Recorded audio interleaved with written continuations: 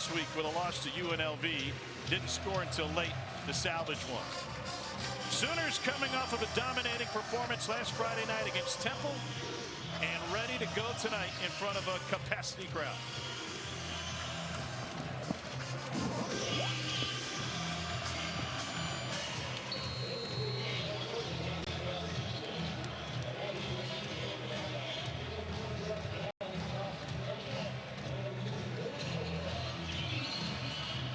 Jack Martin's put on a tee, is ready to get us started tonight. Billy Bowman Jr. back to receive for OU. And we are underway in the Palace on the Prairie in its 100th year. No return for the Sooners, and here is Jackson Arnold. We got the first look at Jackson last year in the Alamo Bowl. Got his feet wet just a little bit. Where can he make strides in week 2 tonight? Well, it's just consistency in the passing game and consistency in getting the ball out of his hands quickly. Houston is a team that blitzed 50% of their opponent dropbacks last. Oklahoma established the run early in this game.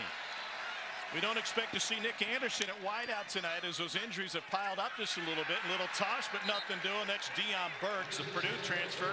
Toss for a loss of 6, and OU goes backwards. The Sooners really struggled last week on third downs. They need to improve there, and they're already off schedule. Yeah, part of talking to Seth Littrell, the offensive coordinator, was these second down calls. Being better at not trying to get it all back. Get half of it back. Get yourself in a better third down situation. Struggled with that last week.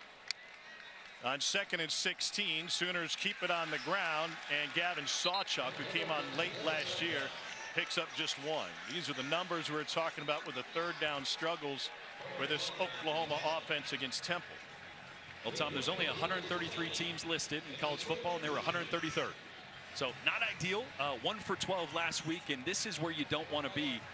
But also you have Deion Burks on your side. So I'd be looking for him in the slot right here on the trip side at the bottom of your screen. He had a monster game against Temple. 3 touchdowns in the first half. Complete to the edge. And a somersault on the tackle of Bowers Sharp. Former quarterback, now tight end. He and Jackson Arnold have picked up on the same page early on, and Oklahoma will have to punt it away on 4th down. Yeah, not a great start, right? You look at the scoreboard last week, 51-3.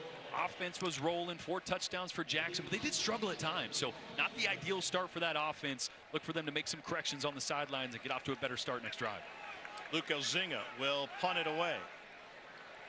Makai Muse stands at his own 26.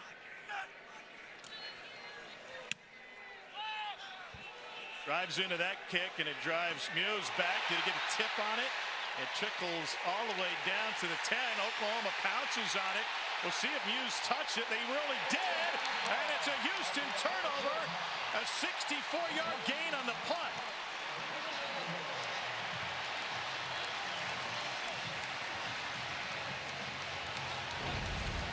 Big 12 officiating crew will talk about it. Ruling on the field as the ball was touched by the receiving team, recovered by the kicking team. It'll be first down. Boy, it's going to be that right hand if it does just nick the fingers of Makai Muse, number 83 for Houston. Tries to field it off the bounce, but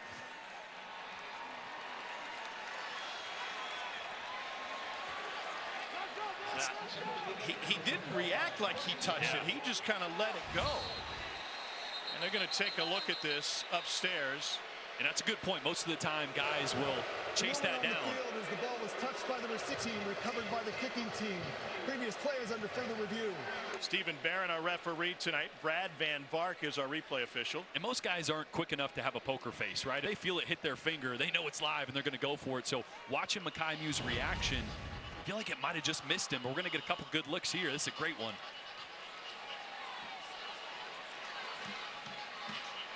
Just heads up play by Lewis Carter to end up pouncing on this football.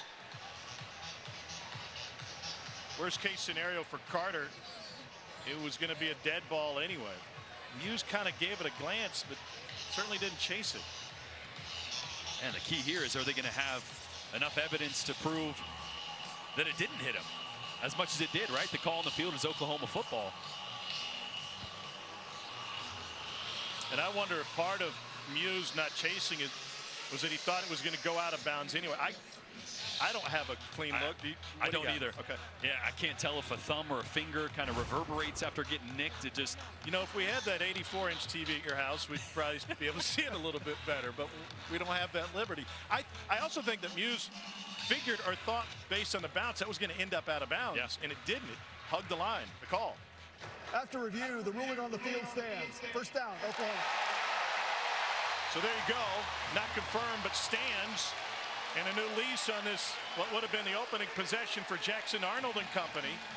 It's a 64-yard gain on a muff punt.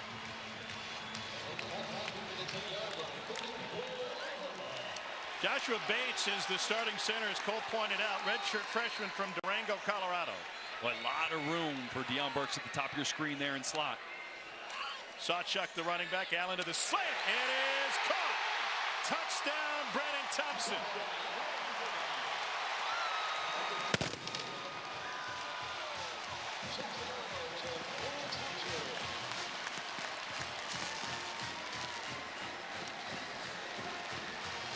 And the former Texas Longhorn gets OU on the board after the misplayed punt by Houston.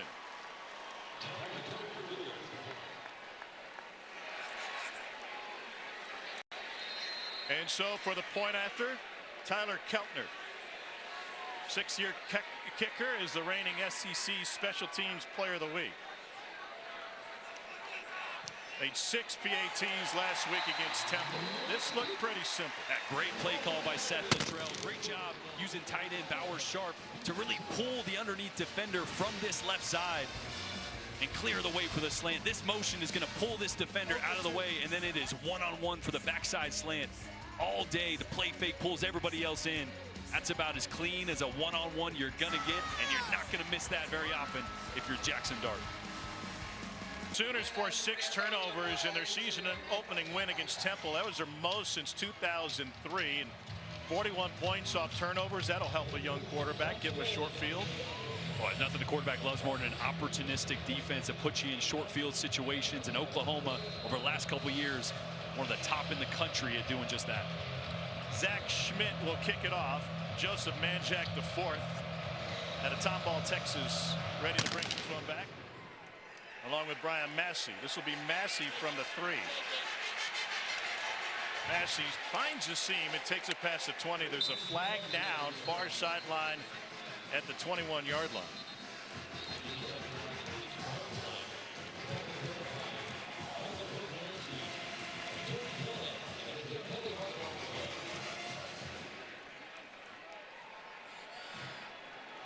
During the return, holding, receiving team number 33, 10-yard penalty enforced from the spot of the foul. First down. Houston had all sorts of penalty issues with their special teams last week, wiping out multiple big kick returns, and that puts Donovan Smith in a further hole. He's a Texas Tech transfer, senior from Las Vegas. Last year, second in the Big 12 in yards and touchdowns. And he's a legit dual threat guy. This Oklahoma defense got to be really weary of him leaving the pocket or stepping up through and taking off and using his legs. Officials trying to make sure they got the right spot and clock situation. Do they want it on the right hash? Parker Jenkins is the running back to get things started for this Houston team. Last year, 4-8, fired Dana Holgerson. They were picked 15th in the 16-team Big 12 this year.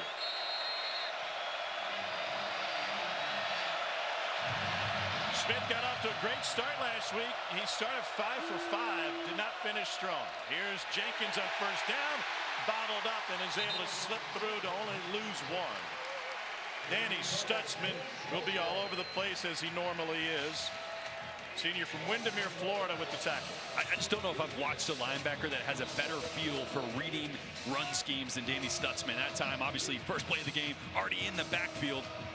The first team all Big 12 player from last year. What a get. We did the Alamo Bowl when they found out he was coming back. Billy Bowman coming back as well.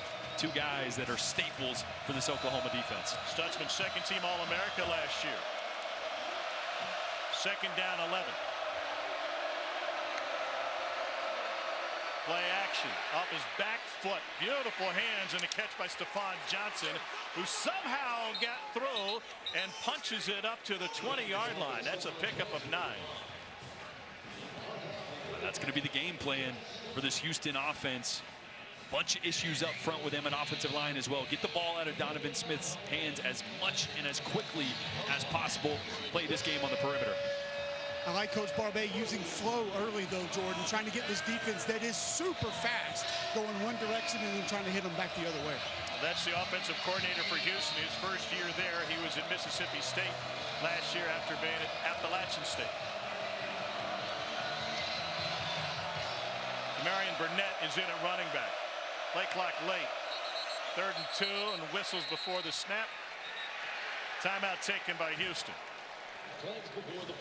In some ways, what Kevin Barbay is trying to do is go into a stalled defense while on offense. They're huddling.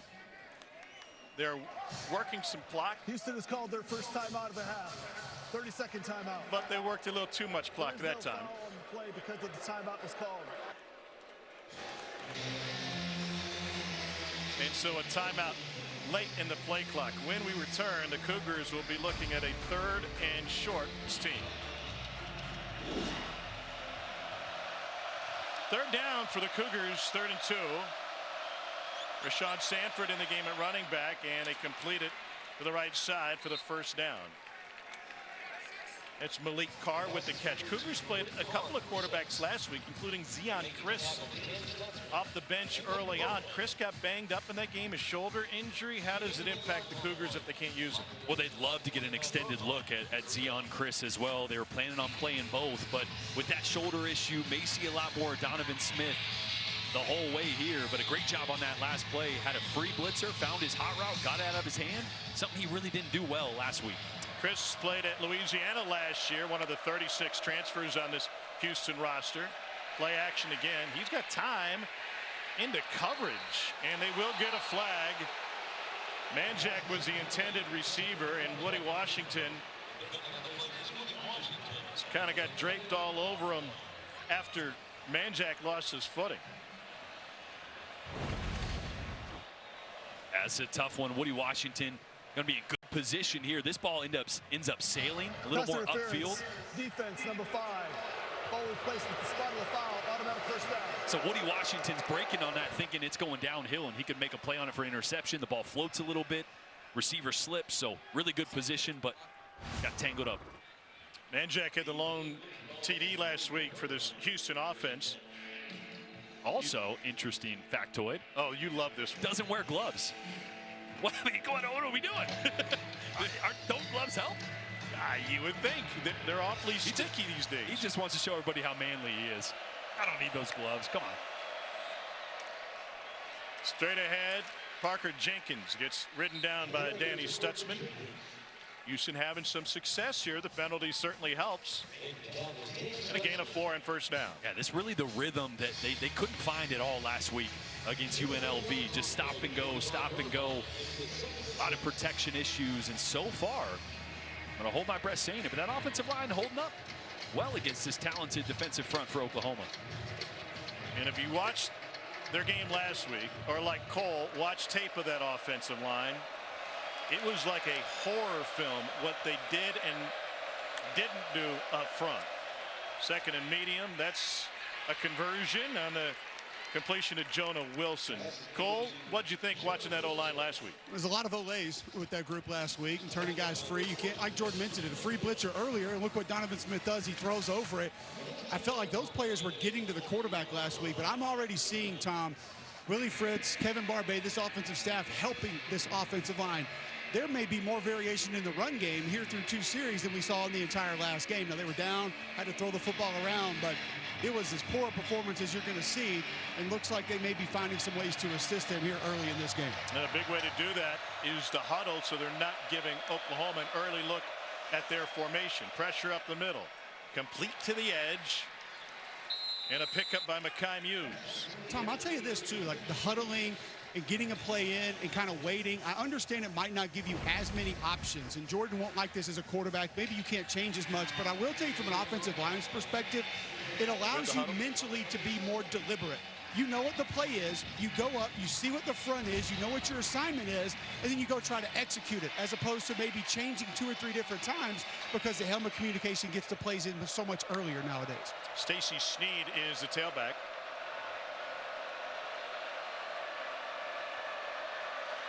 And tighten those splits just a little bit pre-snap. Snead has it. And just short it looked like. Tackle made by Danny Stutzman. That'll give him 3rd and less than a yard. Yeah, it's something you could move. Well, I think interesting, I got a chance to talk to Nick Saban this offseason. He mentioned when they played Michigan in the playoff that the huddle was harder for their defense.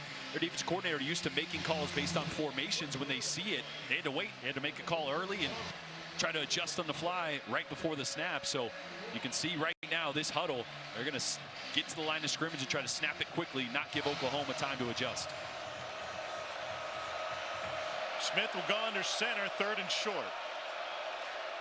And they go bootleg play action. Everybody's covered.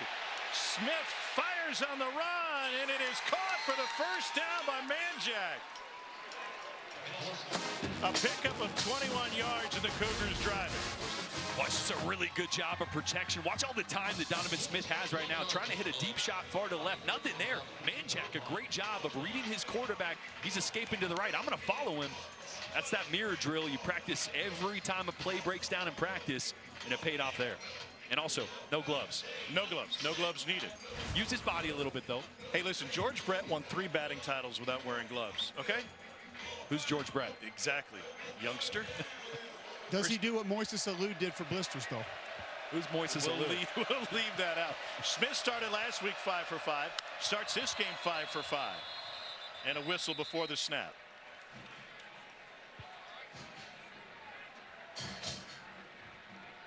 Delay of game. Offense. 5-yard penalty. First down.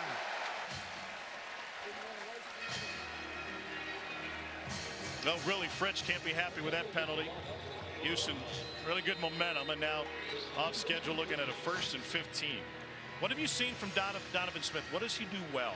Well, he's taken the easy throws this week that he wasn't doing last week. He was doing a great job of not trying to do too much. Such a good athlete. Sometimes he tries to make a play that's not there. Just take the free access throw when it's there. So far, Oklahoma's giving it to him. On 1st and long, Smith pressured and gets taken down in the backfield.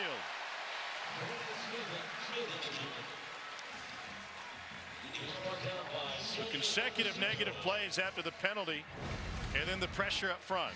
Yeah, just a little delayed pressure on the outside. You can see great coverage on the back end. That's 2 or 3 plays in a row that Donovan Smith has been looking downfield, but no one open. And that time, not able to scramble and find any green grass either.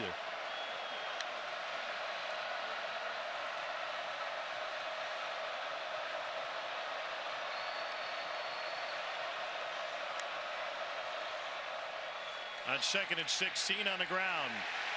And a wall of crimson and nowhere to go.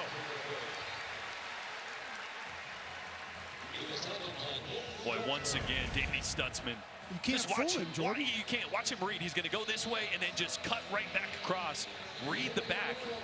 The line takes him to the right, but he's reading that back through all the traffic, gets right in position, and man. He's got Jake Wiley, 6'6", 310, right in front of him. I just don't think a lot of folks understand visually how difficult that is, what Danny Stutzman just did on that last play. Easy to see it on my replay, but he's looking through, like you said, a couple 300-pounders. Pretty impressive. 3rd and 15. Well defended. They blow up the screen on the right side, and Smith gets taken down by Dominic Williams. They may have won that play in the film room this week. Boy, I got a chance to talk to Zach Alley about the screen game, and he mentioned telling his guys, hey, if you come through scot-free, you're not that good of a pass rusher. That time, Dominic Williams so close to the quarterback, didn't try to retreat and play the screen, just said, I'm going to go grab this guy. Great job to bow up towards the red zone from this defense. And Oklahoma native Joseph Kim on for the long field goal. And he bangs it through for Houston to get on the board. With 4:29 remaining in the first quarter, it's now Oklahoma. So Willie Fritz's team gets a 43-yard field goal to close their opening series, and they get on the board. Back to Norman in a moment.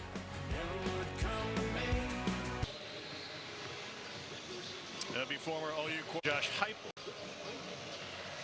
leading that Tennessee team. Jack Martin set to kick it off. Tennessee team will be here in just a few weeks. Already don't like the color orange in this state, so that should be an interesting matchup. From the 5, Billy Bowman. It's taken out at the 15. Let's break down Jackson Allen's game. Well, look, we talked about how talented he is. This is what I love most about his game, his toughness, his ability to hang in the pocket. Watch this block, one-on-one block by the center. Gonna lose it, bam. I mean, he's gonna get hit right in the middle of the pocket as he's releasing the ball. Watch this, come on now. I mean, hanging in there, in traffic, delivering strikes. Once again, this one's gonna be on a little RPO to Deion Burks, getting hit, snapping his neck. Ball right on the money. For a young quarterback, you don't often see a guy that fearless to hang in there when it's noisy, when he's getting hit all around him, but he is unfazed. Well, 4 touchdowns in his first career start, and he takes off running, and Cole, he's willing to lower his shoulder. That was the play that I was wondering why Jordan didn't show when he put his head down and tried to run over a linebacker last week. Either that or the punt, Jordan. How do you leave those out? I'm trying not to encourage him putting his shoulder down, right? I know his offensive coordinator, former fullback Seth Littrell, loves seeing it, but we got to take some of those hits off a young quarterback. He said he loved the message that is sent to the rest of the team. Here's Javante Barnes, finds the edge in a first down. Mentioned Heupel just a moment ago. Jackson Arnold became just the 3rd quarterback in OU history with Heupel and Spencer Rattler to throw 4 touchdowns in his first career home start, doing it for Seth Littrell. Took over the offensive coordinator duties in the Alamo Bowl. And we talked to Jackson. I mean, that was one of the main reasons he never even entertained jumping into the portal, because his relationship with Littrell. Arnold pressured. They got a touch on him, but he snuck through and turns it into a 4-yard pickup. A little pressure off his backside. Does a good job of feeling it, stepping up into that pocket with a free rusher. But back to his offensive coordinator, Seth Littrell. You know, he was a $50,000 a year just analyst in the quarterback room, sitting there, soaking it all in, developing a relationship with this young quarterback, ends up taking over the reins, and their relationship is continuing to blossom. Had a chance to talk to him down on the field about just that before the game started. Into coverage and through the hands. Deion Burks. Yet Seth Littrell is OU through and through. His dad, Jimmy, played here. National championship teams in '74 and '75. And Seth was a captain on that 2000 national championship team. Bob Stoops' rebuild did not take long to turn this thing around. Pressured, lets it go deep, got a man on a post, and couldn't find Brennan Thompson. Boy, that's one that Jackson Arnold is going to want back. Great protection, safety to the field, bites on the dig route, leaves the post wide open to Brennan Thompson, and this is one that you're waiting for. You know you're going to come open, and you got to throw that to the middle of the field. You got to aim to the opposite hash, not the near hash. That time just pushes this guy too far upfield. Got to throw him open on that one, and it's probably a touchdown. Kai Muse misplayed the last Sooners punt. Luke Elzinga had a 54-yarder, turned into a 64-yard net gain. In traffic, a fair catch taken at about the 28-yard line. 38-yard punt. This season, for every field goal and extra point made by participating universities, Allstate will make a contribution to the university's general scholarship fund. Thank you, Allstate.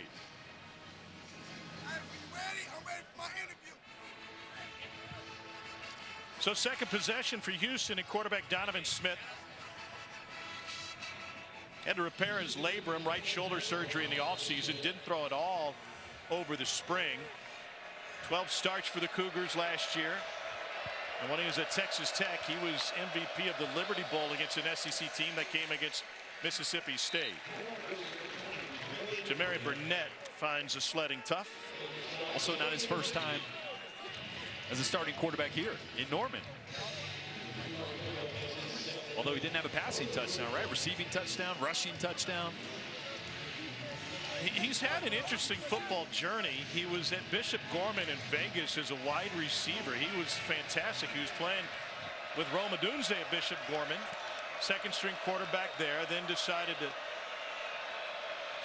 cast his lot at the quarterback position, and a handoff to the left side, maybe a yard that time. Stutzman stops Burnett. He's an incredible athlete, Donovan Smith. He got into archery and disc golf. His family moved around a lot. His dad, a longtime coach, now running back coach with the Colts. He said, finally, my mom said, we're just going to put roots down in Vegas. Come see us in the offseason. Tired of moving.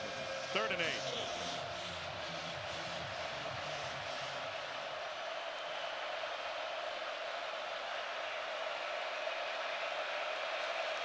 Back-to-back 1-yard runs. 4-man rush for Oklahoma. Smith sidearms across the middle. Flag down. Completion to Devin Williams. And he tracks all the way down to the 32 if it stands. A 37-yard gain, but we're coming back.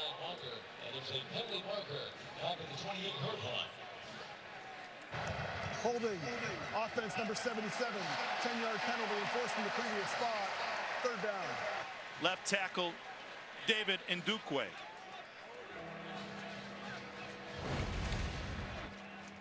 Yeah, it's going to be a slide to the right. You're going to see the tackle here working down. Just gets his arms around the body. You can just call it a bear hug, Jordan. Yeah, Go ahead. There's no technical was. reference for it. There's no way to make it sound nice. He literally hugged him.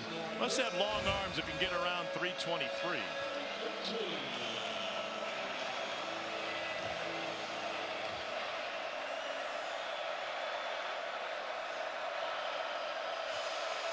Third and 18. Stunts up front. They swing up for the screen and room up the sideline for Sanford.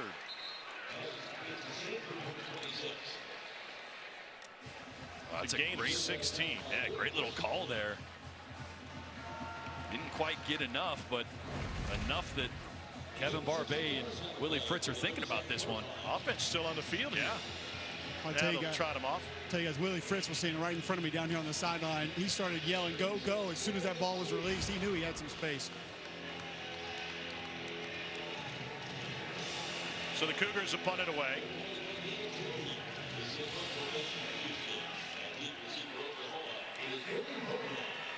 Liam Doherty, the punter.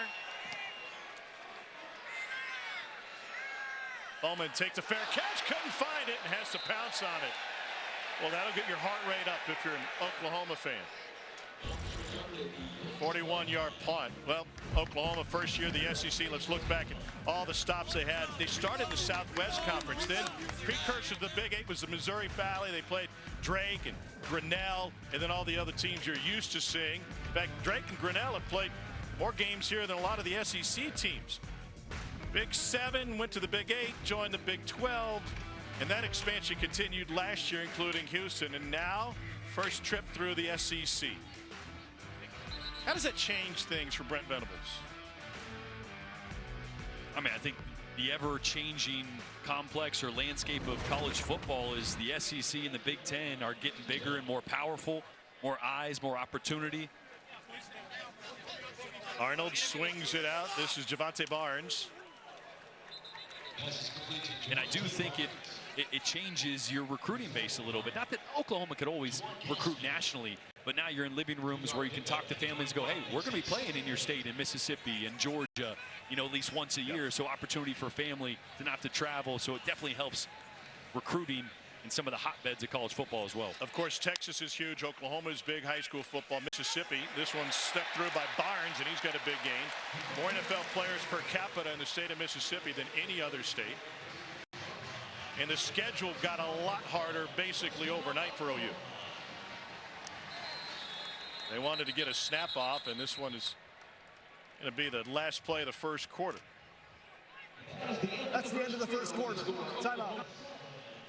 Oklahoma taking advantage of a big Houston mistake to get the short field, and that led to the Sooners' lone score of the first quarter as Jackson Arnold found Brandon Thompson. 1 quarter in, Houston right there, 7-3 Sooners. Coach Fritz, feels like a little bit more variety with your offensive play calling and maybe trying to help that offensive line a little bit, some quicker throws and some screens. Well, I think we're doing a better job of running the ball. You know, last week we just did not run the ball as much as we needed to. And you're right, getting the ball out of our hands, give the quarterback some confidence. And then you mix in the drop back, third level routes. Thanks, Coach. Thank you. Jackson Arnold goes deep. It is caught. Brandon Thompson with the longest play of the night for Oklahoma. Pickup of 34. Great play design, little play action. Deep post by Deion Burks takes 2 defenders down the field. That's where Arnold's looking initially. And Thompson right on the over route and right on the money from Jackson Arnold. Now to the run game, and off tackle goes Javante Barnes, junior from Las Vegas. Missed 4 of the last 9 games last season, was banged up. Just 11 pass yards right before that big play. You just felt like they knew they could hit one, and they wanted to. Really thought they were going to dial it up there, and it was a great play call and even better execution.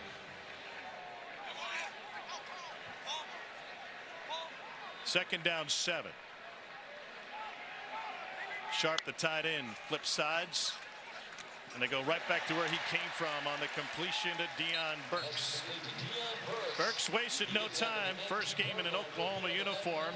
Came the first with 3 touchdowns in his home debut. Just the perfect fit for this offense, replacing Drake Stoops in that slot position. Arnold runs into trouble, trying to run out of it now. And stays up the sideline. Turned something into nothing into something, I guess. But it looked like a whole bunch of nothing. How'd he get out? This is one where the pocket was actually really nice for Jackson Arnold. I think he kind of is used to having pressure at some point. That clock in your head starts to go off, and you just see the athleticism, the playmaking ability he has with his feet. Turned into a 6-yard gain, 2nd and 4. Arnold hands it off to Barnes. Cole, what are you seeing from that Sooners offensive line tonight? Better strain, Tom, and that's one of the things that you have to be a great offensive line. You go back to the previous completion for Jackson Arnold down the field. You saw left guard, 76, almost got beat right around the edge. However, that strain from Jacob Sexton kind of pushing him past the pocket allowed Jackson Arnold time to be able to get that football off. A little bit in the run game, kind of finishing just a little bit more. And Bill Bedenbaugh told me at the walkthrough yesterday, listen, the effort's there. These guys just haven't spent a lot of time together. They've been rolling guys at different positions back and forth, and that's the difficulty right now, Tom, of being dinged up. You're not able to get the reps together. They're just 1 of 14 on 3rd down this season, and looking at a 3rd and 2. And Oklahoma will take a timeout. We'll take it with them. 12:32 to go before the half. Oklahoma holding on to a 7-3 lead. That and $7 will get you a latte these days. 3rd and 2 now. What a weird result there, huh? 3rd straight win for the Cats against, or pardon me, for the Gamecocks against the Cats. Jackson Arnold got Barnes with him in the backfield, pulls it back, end zone, touchdown, Jake Roberts. 11-yard touchdown strike from Jackson Arnold to Jake Roberts.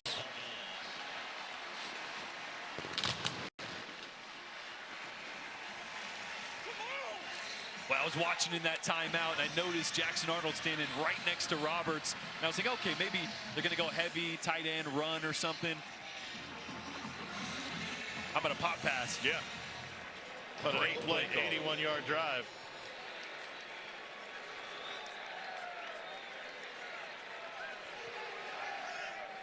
Tyler Keltner on for the point after. Josh Plaster is his holder.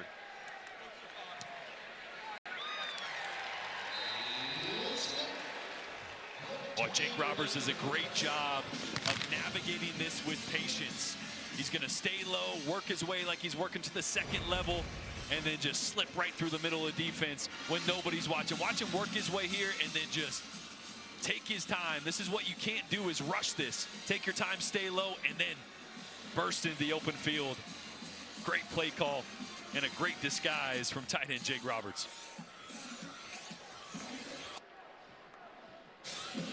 And I tell you guys, we don't get a lot of the cool stories in college football like this one with Jake Roberts. From Norman, Oklahoma, wanted that Oklahoma offer out of high school, didn't get it. Ends up going to Baylor, then North Texas. Actually played for Seth Luttrell at North Texas. I asked Coach Luttrell about him before the game. He said, absolutely, I've known him a long time. Great kid, great player. Got in the game here in the stadium a week ago. I asked him before the game in warm-ups. I said, last week, dream come true? Lifetime dream come true?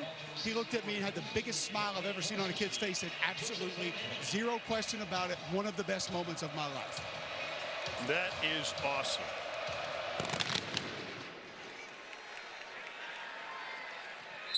A return on the kickoff.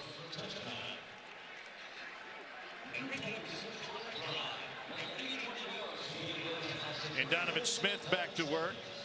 And this is going to be a familiar spot for Houston. And in talking to their offensive coordinator, Kevin Barbay, as they got down in the game against UNLV last week, Barbay mentioned he got away from the run too soon. Tried to play catch up too early in the game. So can't get away from just chipping away at this thing. Don't turn this into a backyard. Got to throw it every down. Continue to lean on the run. And those quick high percentage throws on the outside to keep the chains moving. They've had a hard time running. Just net 2 positive rushing yards. Man coverage and incomplete. They had an opportunity for Jonah Wilson. Or come out and take a shot. First play. This is something I talked to Barbay down on the field. He said, look, we need to take a couple shots just to take them. And Jonah Wilson at 6'3" is our guy. Had him, man. Donovan Smith just barely misses over the right shoulder. Gentry Williams lost his feet in the coverage. Parker Jenkins, a Houston native out of Climb Forest High School, is a running back behind Donovan Smith. And he gets blasted in the hole. Danny Stutzman, hello. Boy, just the urgency that Stutzman has getting downhill and then breaking down right before the tackle. The fundamentals are so impressive. Never leaves his feet for a tackle. He's not going to guess. He's not going to dive. He's going to square you up, put his helmet right in your helmet legally, and take you to the ground. That is one of the best linebackers in all of college football right there. 3rd and long.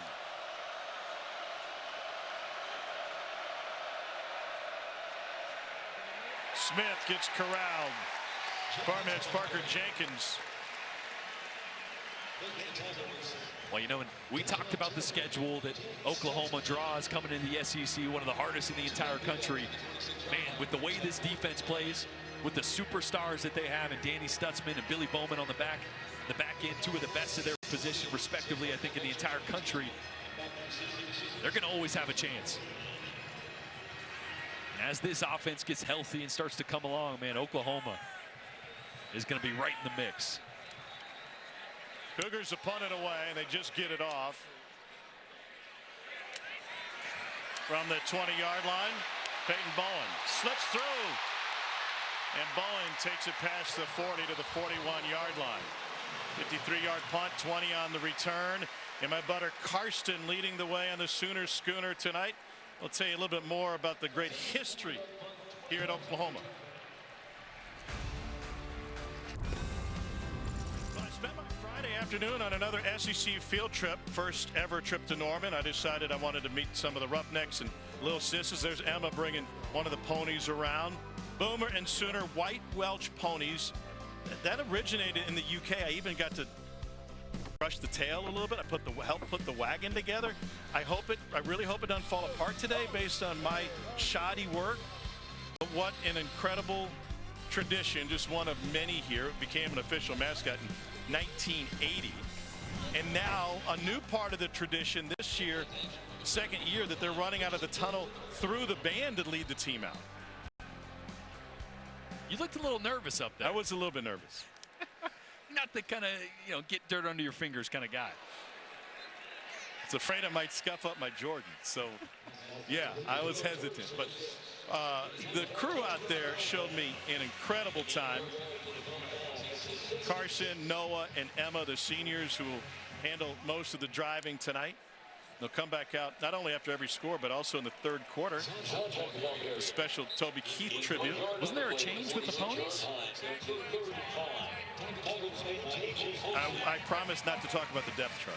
Oh, okay. Yeah. A lot of oars. Yeah, there were some oars. Yeah, gotcha.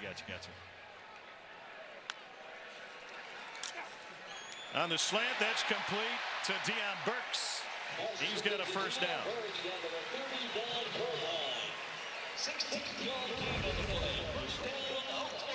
Great pickup here by this Oklahoma offensive line. As you see, left guard just kind of slide in there, take that blitzer late, Jordan, be able to pick that thing up. Jacob Sexton having a good wherewithal of getting back on that slide protection from his original direction.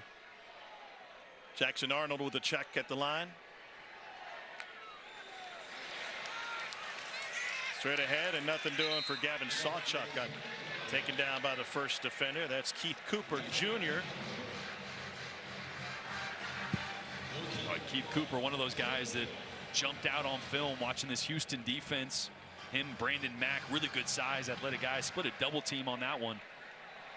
They stood out on the field when we were down there pregame. Number 4 and 5. Arnold gets taken down. A sack for the Cougars. There's Keith Cooper. Second sack of the season with a Tulane transfer. Again, this is just effort. He's going to work in here, and he's going to get off his guy as Jackson steps up to his right. Great extension. Jackson again there, maybe leaving the pocket a little early. So 3rd and 14.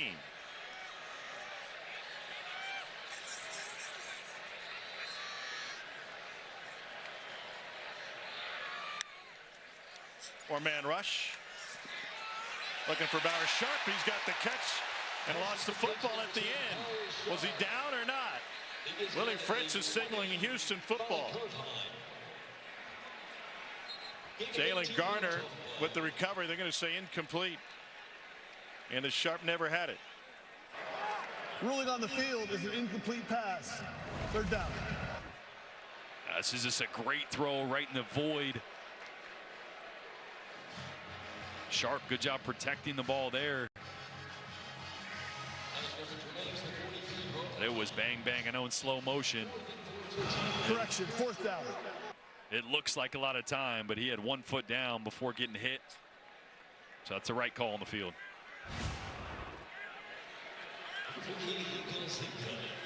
Luke Elzinga on to punt it away. Mekhi Muse stands inside his 10. Fair catch taken at the 10. Good punt by Elzinga, 33-yarder. Jordan, this is what you missed out on. The undisclosed farm, can't share the location, but what a great trip and a perfect way to watch the sunset on a Friday afternoon in Oklahoma. Petting the ponies.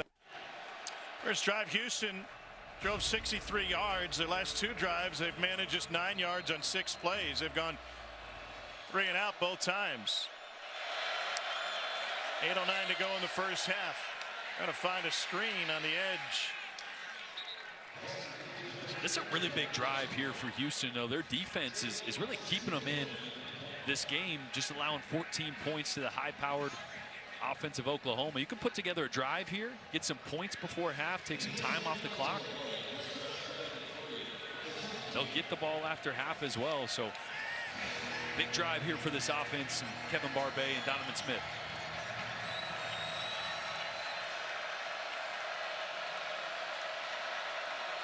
Second and nearly 4.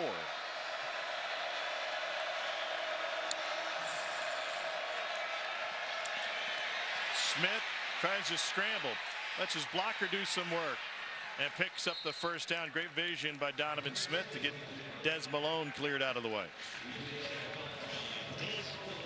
Oh, really impressed with the offensive line for Houston. Great job there. This is a full slide protection. One of the things Barbay said we got to do more of. Just got to simplify it for my offensive line. Try to build a wall, and if nothing's there, let our athletic quarterback go make a play.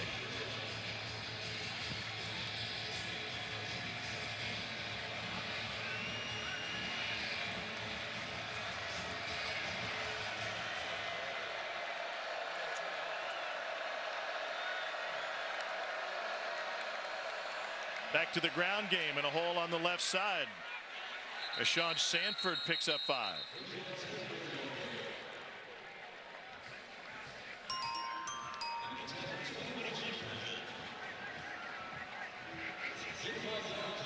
Well, the improvement from the Houston offensive line looks to be momentous. Looks night and day. A lot more continuity. But as Jordan stated, it's helping these guys out with the play calling. You're seeing more tight ends attached to the line of scrimmage. More inside zone, which allows you to work together just a little bit more. Screens, quick throws, slide protection. All makes your life easier, Tom.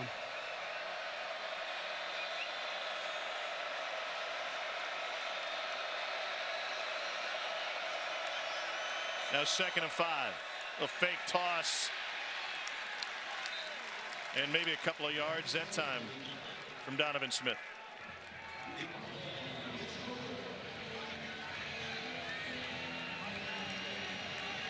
I really haven't seen Zach Alley, defense coordinator for Oklahoma, bring much pressure at all. A couple times here in third and medium. Looks like they're going to bring some pressure off the right side. Now they check out of it as Houston checks as well.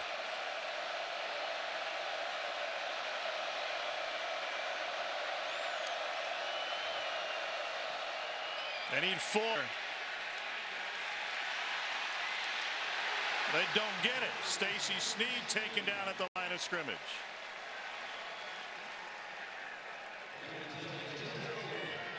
Well, just a really good job of run, contain, and contain on this edge. Watch the flow and watch the guys turn this running back into the middle. They're trying to get the edge here, but a great job. Both linebackers, Stutzman out there, and Lewis Carter turning that one back into the rest of the defense and forcing the turnover. And that one's muffed. Cougars try to jump on it, but Peyton Bowen what's in the bobbled water? a goal. I don't know. That's the third punt that either team has had issues with.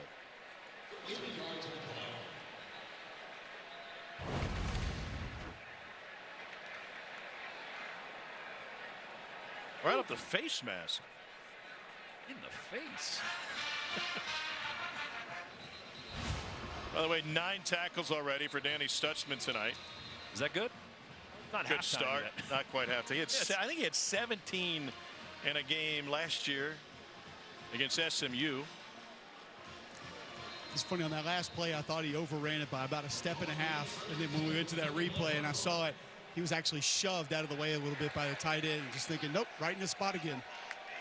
He's like a magnet. Arnold fits it into traffic for an Oklahoma first down to Zion Reagans, freshman from Jones County High School outside of Macon, Georgia. A cool little play design there. Entire offensive line goes left. Little short sprint to the right from Arnold. Great ball placement in traffic. Into Cougars territory. Arnold goes deep and underneath, or underthrough, I should say, Brandon Thompson. You know, we talked about receivers in injuries. They're a little banged up, that room. Jalil Farouk obviously out for 6 to 8 weeks after a big play last week, hurting his foot. Nick Anderson still out. They're hoping to get him back maybe in a week or two. That's the guy you miss on the outside, the big body where that throw doesn't have to be perfect. You can throw it up to your 50-50 guy. Nick Anderson at 6'4", he makes those plays. Let him post up, kind of. Yeah. Arnold. Bottled up. Carlos Allen.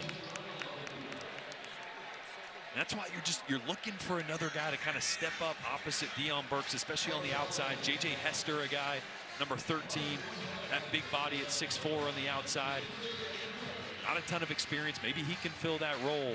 Just looking for anybody to step up outside Deion Burks. Coaches brought up J.J. Hester as a guy who could. Pressure coming. Arnold goes deep down the sideline and incomplete.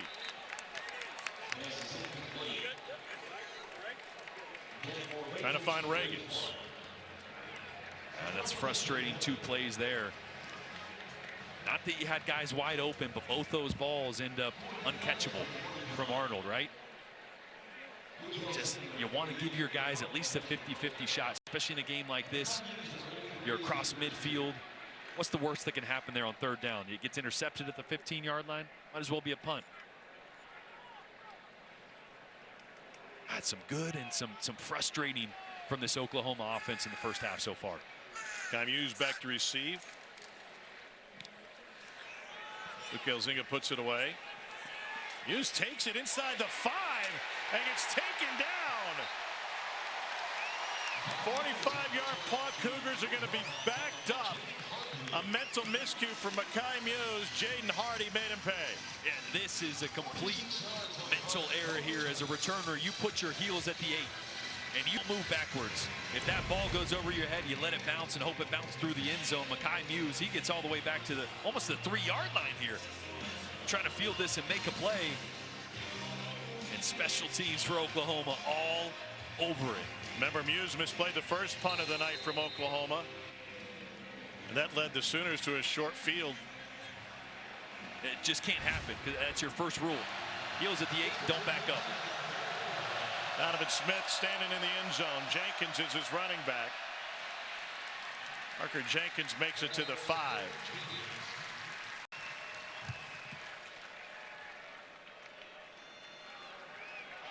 Boy, now as an offense, you go from getting the ball back and thinking about putting a drive together at the end of half to, boy, we're in the shadow of our own goalpost here. We got to make sure we don't get a safety. You get into survival mode as a play caller here, backed up with your own end zone.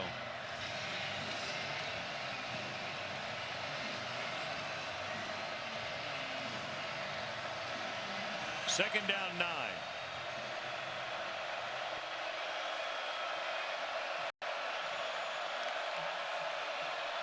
Oklahoma was still moving at the snap. And maybe another yard for Jenkins. And that's going to bring up a key third down in front of this sellout crowd. We got a couple guys banged up. Jenkins has yet to Officials fully timeout for an stand. injured player. Robert Spears Jennings is still on the ground for Oklahoma. And Jennings made that great tackle on Mekhi Muse to push him back on the punt return in the first place. Good to see him pop up. Timer, please reset the game clock to 2:30, 2:30.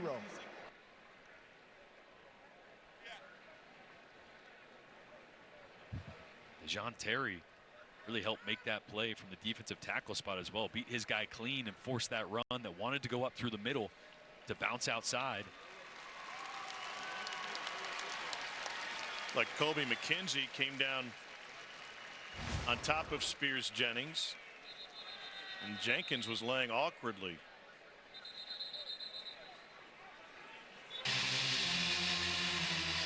So 3rd and 8, crowd will get riled up here. Cougars 2 of 6 on 3rd down tonight.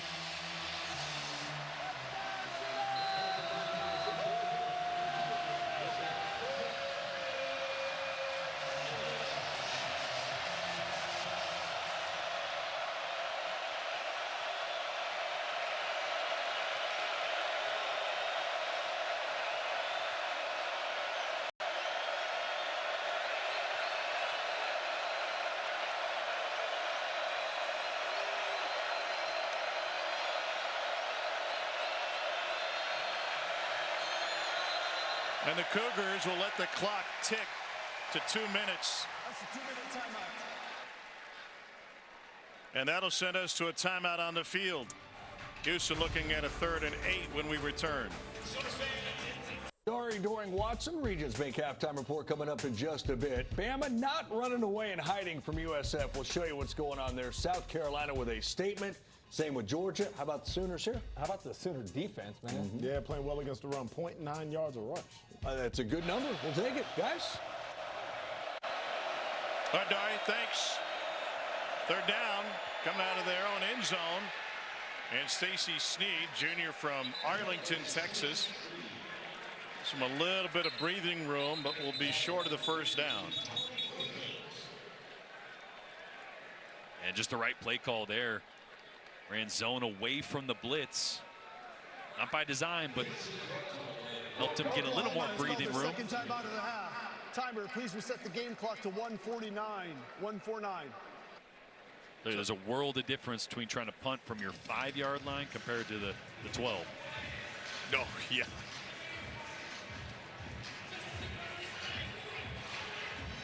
So 4th and 1. And the Sooners with this opportunity to get the ball back because of the special teams miscue. And this special teams coaches are going to spend some time in the film room tonight for both sides, huh? I mean, it's not pretty what's happened in the punt return game. I don't think I've ever seen 3 muffed punts in the first half.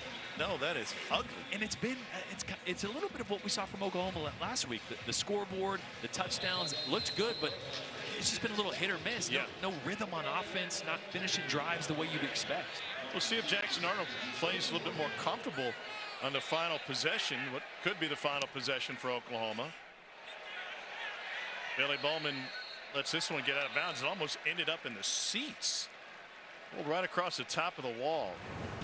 What about Arnold in pressure situation? Yeah, well, the one good from today is the protection up front has been really good. Little RPO, nothing in Arnold's face. Last week got hit on a couple of those. And look at this pocket. It's got a chance to go through several reads, push the ball downfield. And this is the best one of the night. Dialed up a deep play. Deion Burks took both safeties, and Brennan Thompson on the deep crosser with a beautiful pocket. And the best ball of the night from Jackson Arnold. And we talked to Seth Luttrell. They marked 15 quarterback hits last week against Temple. That's unacceptable. So up front, the offensive line has played a ton better. But in this second quarter, I think Jackson would admit he's missed a couple downfield. Yeah, the 5 misses have been big ones in some moments. Deep balls that he was way off on. Rolls the pocket, and on the run, incomplete. He threw into coverage with 2 Cougars right there, including Hershey McLaurin, a transfer out of West Virginia, and Latrell McCutcheon Sr., former Sooner. Yeah, and this one's got to go to the running back, Javante Barnes, because there was 2 defenders right in position to make a play on that ball. Really should have been intercepted. Had a great visit with McCutcheon this week. That one's dropped. Brennan Thompson couldn't squeeze it. Said he was going to try and treat this like just another game, even though he used to run out of the tunnel wearing an Oklahoma uniform. Transferred to USC when Lincoln Riley went out there and said that LA life was not for me. Just wasn't comfortable, never really felt my rhythm. Wanted to get back closer to home to his girlfriend and his young son. And back to his roots in Houston. He grew up in Austin. Now 3rd and 10. Arnold on the move again. Incomplete. Off the hands of Reagans. And McLaurin was in on the coverage that time. Another great pocket. This is one I'd love to see Jackson Arnold not panic, hang in there and hit Pettaway right on this crossing route. Watch this crossing route as this pocket develops. Hit him right there, right on the hash mark. I just feel like Jackson's kind of feeling like there's pressure, feeling like he needs to escape the pocket before he does. And understandably so. Took a bunch of hits last week. Yeah. But if he would have waited just a hair longer, I think he can pick that first down up. Muse stands at his 8. Signals fair catch, lets it go.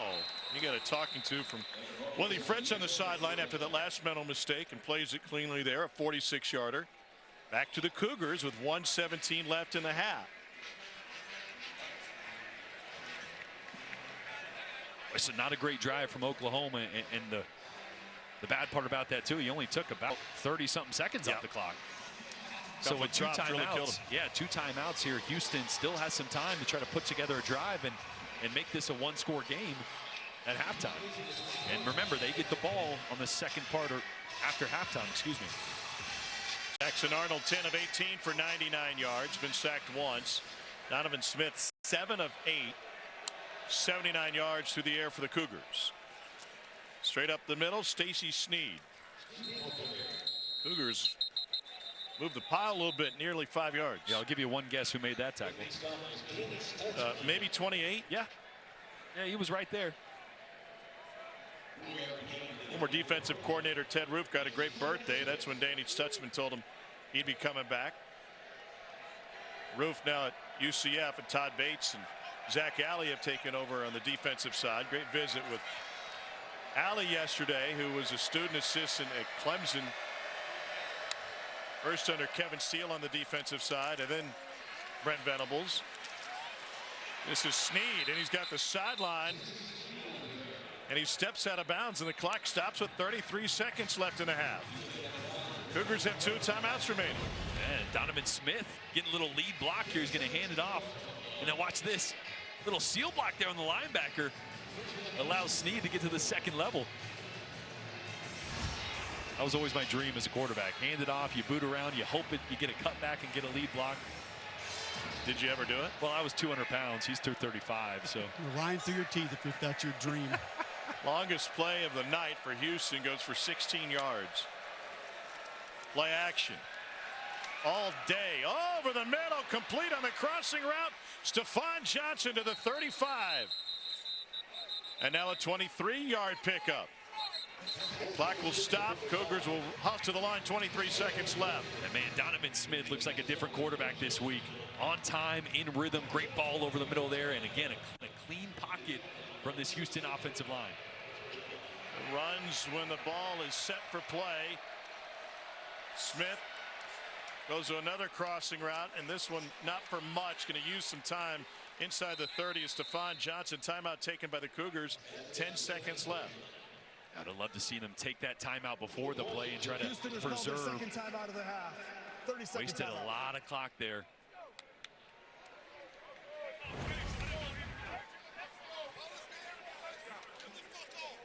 But again, watch the pocket. And a decisive throw there to Stephon Johnson over the middle. That's where I would love to call the timeout there. And then you maybe have 20 or so seconds left and still that other timeout in your pocket. Now you really got time just for one play to try to get yourself in a little better field goal position. This state has not seen good clock management today. Starting up in Stillwater at the end of that. Boy, Arkansas let that lead slip away. They very nearly didn't get that game tire at the end of regulation. And that's where the helmet communication has got to really benefit you. You would think. Clock management should not be as much of an issue anymore now that offensive coordinator can directly tell, hey, spike this, clock it, clock it, clock it. Or but remember that it's only going to one player on the field. It's only on offense going to the quarterback. He's going to be responsible to get everybody else lined up. Second and 3, 10 seconds left. They go for a wide receiver screen. And to the sideline and out of bounds is Marquise Shoulders with his first catch. A little traffic over there on the Houston sideline. They're going to bring out the kicking team and Joseph Kim, redshirt freshman from Lawton, Oklahoma.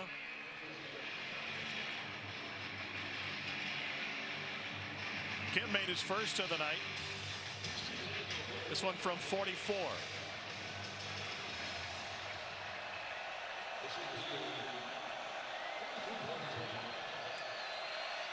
To close the half. Got the distance, and he punches it through. Willie Fritz and the Houston Cougars are hanging in there after getting demolished last week at home by Barry Odom and UNLV. It's a 14-6 game at the half. The inconsistent Oklahoma offense and the Cougars hitting just enough big plays to get their second field goal of the game. And Houston will receive.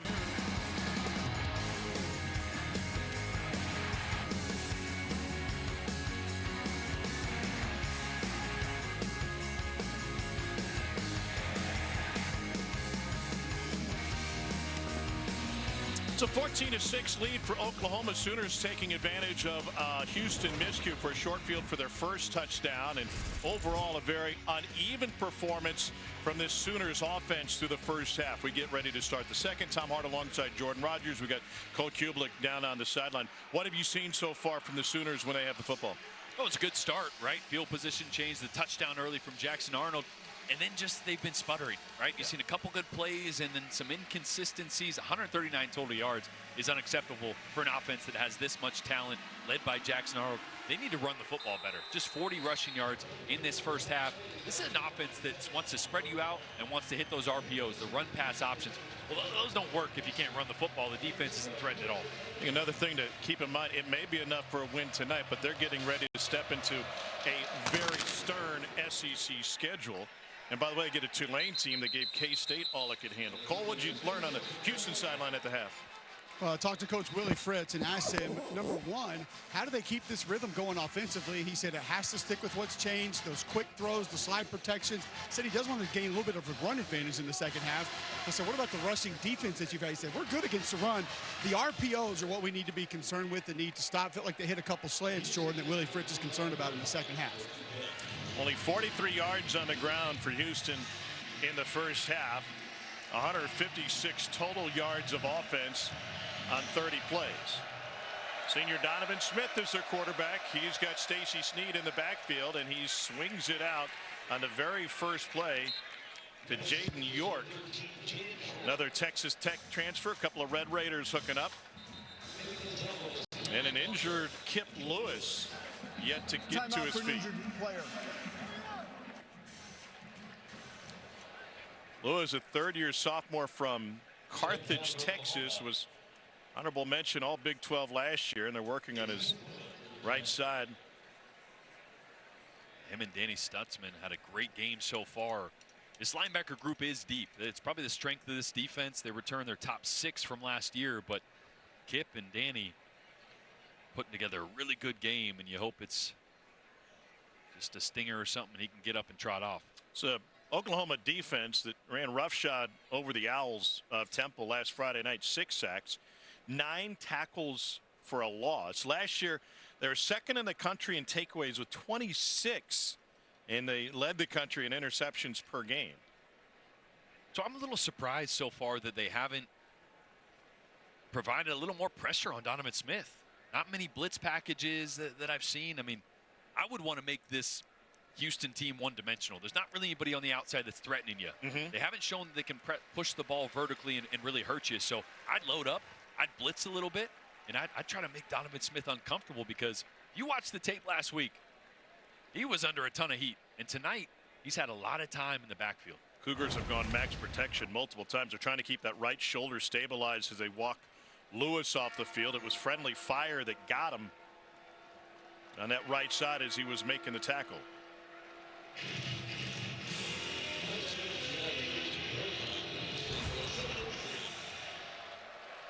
Now Walker came in to make the tackle, hit his own man. A spin move and a nice cut by Stacy Sneed. Kendall Dolby with the stop for Oklahoma. 3rd down. 3rd and 2.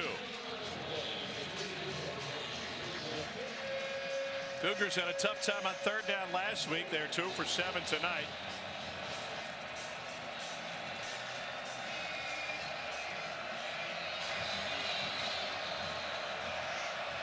Sneed is the running back.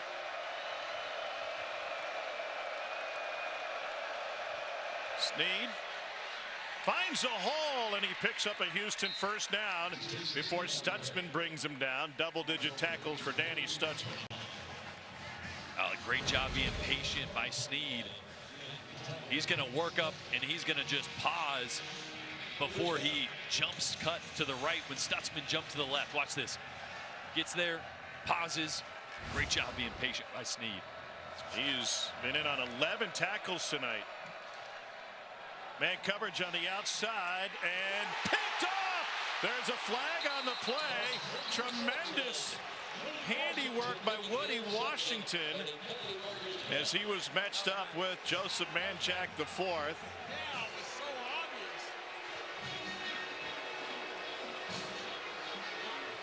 This looked like a fight for the football. Boy, a lot of contact here. Pass interference, defense number 5, 15-yard penalty. What'd you think?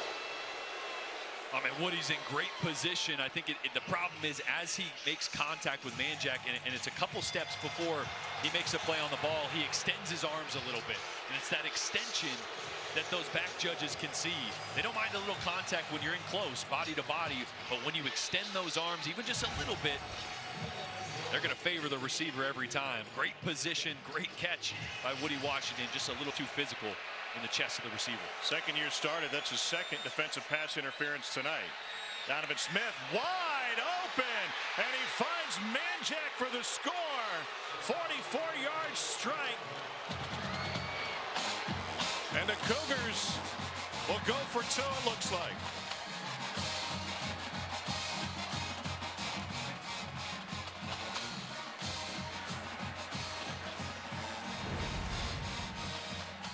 All right, this is going to be a version of cover 2.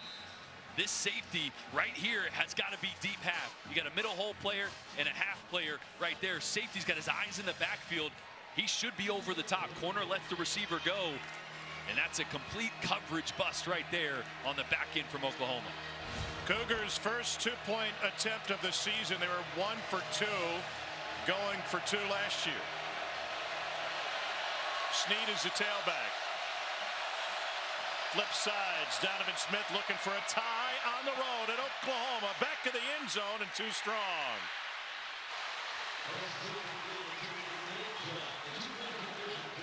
But a 44-yard strike from Smith. The man-jack and the Cougars hanging tough tonight.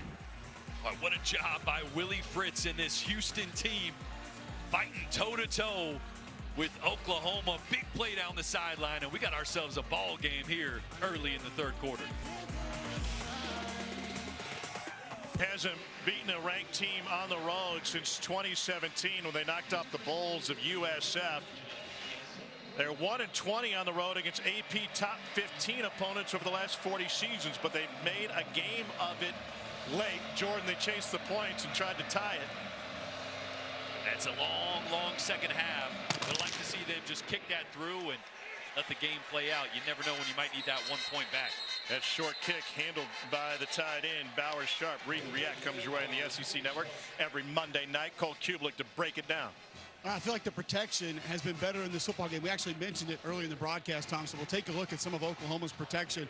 Watch Jacob Sexton at left guard. This is slide protection, but he stays with the nearest threat with his eyes to where the slide is going, peels off late, and perfectly picks up that pressure. A lot of guys will leave early, and you'll give up some gap protection pressure there. And then just look at the pocket here. This Oklahoma offensive line is giving their quarterback. And we've seen Jackson Arnold leave the pocket like this multiple times. Now, turn it into a positive play on this one, but Jordan, a couple of those times left that pocket, and it didn't end up in a positive manner for the Sooners.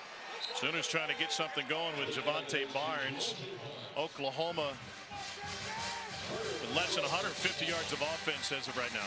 Yeah, for all you Oklahoma fans that want to watch a show where guys just talk ball, flip on Read and React, man. Cole and Roman Harper do a great job every week breaking down actual football. 2nd and 9. Beautiful move after the catch and the stutter by Deion Burks. And an Oklahoma first down. Yeah, he hit the brakes, they flew right by. And this is one of those RPOs that Willie Fritz was talking about wanting to slow down. It's a great read by Arnold. He's got pressure off the edge. He replaces the blitzer. Did everything he could just to get that ball out there. It hung a little bit because he had guys in his face. A couple of injured players for Houston. A.J. Halsey, the free safety, and Latrell McCutcheon Sr., the former Sooner, ran into each other. McCutcheon was here in 21, made one start, and saw action in 9 games. What a wonderful visit with Latrell, who was very honest about how he ended up first leaving Oklahoma, going with Lincoln Riley to L.A. to play for USC, and then saying, well, it just wasn't a fit. I wasn't happy in Los Angeles. It was just me sitting in the apartment every day, and I needed to get back somewhere that'd be better for me. McCutcheon helped off the field. Tom, I talked to Zach Etheridge, the DB's coach for the Houston Cougars, about Latrell McCutcheon. Said he's a pro, handles himself like a pro, always comes into the facility with a smile on his face, always watching film. He said he has a notepad that is constantly full of just everything he sees and everything he observes. He said, Cole, I'll tell you this. I had one corner come in and watch the film last Sunday by themselves with me on their own. It was Latrell McCutcheon. They're looking at A.J. Halsey. There is one limit for Latrell McCutcheon Sr. We're talking to him about his son Latrell, and if he helped out with diaper duty. He said, yes, absolutely, but only number 1, never number 2. That's only half the game. Yeah, it's great words to live by, though. I can't feel like you can make that designation, though, because sometimes could be both. Sometimes you just don't know. You see that, you see it sagging, you know you got to go get it. Like kind of like the baseball trivia. I don't got any kids yet, so I don't know what you guys are talking about. You tell me I have to change a diaper at some point? Well, we're hoping. If it's pre-2015, Jordan's out. That's right.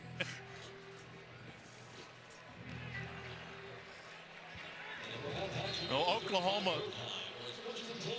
trying to answer the Houston score after the busted coverage. And they go with a jet sweep, and Deion Burks. Burks steps out of bounds. There's a flag down. And may have gotten Bowers Sharp for a hold or a block in the back. We'll see.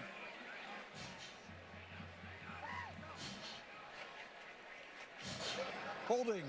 Offense number 10. 10-yard penalty enforced from the spot of the foul. First down. Well, really a bummer there. Bauer Sharp was in great position, just held on a little bit too long as Burks turned the corner there. You see him in great position. I think that's him right there. Yeah, watch him in great position, extending here, driving, and then right there just gets his right hand hooked on that jersey. Arnold swings it out. Javante Barnes. And this is part of what they need to do. They need to start to stretch the field horizontally, because running between the tackles right now is not working for Oklahoma. So you got to get these guys out of the box, work the perimeter so those interior runs can start to gash. If running between the tackles is not working in a non-conference game against Houston, it may be tough sledding for the Sooners in conference. Strike delivered to Jake Roberts, who picked up a touchdown. And Roberts, who went to high school just 2.5 miles away here, from here, I should say. Norman North holds that one in. Younger brother, top recruit. Dad played for Jim Donnan and Marshall, a football family.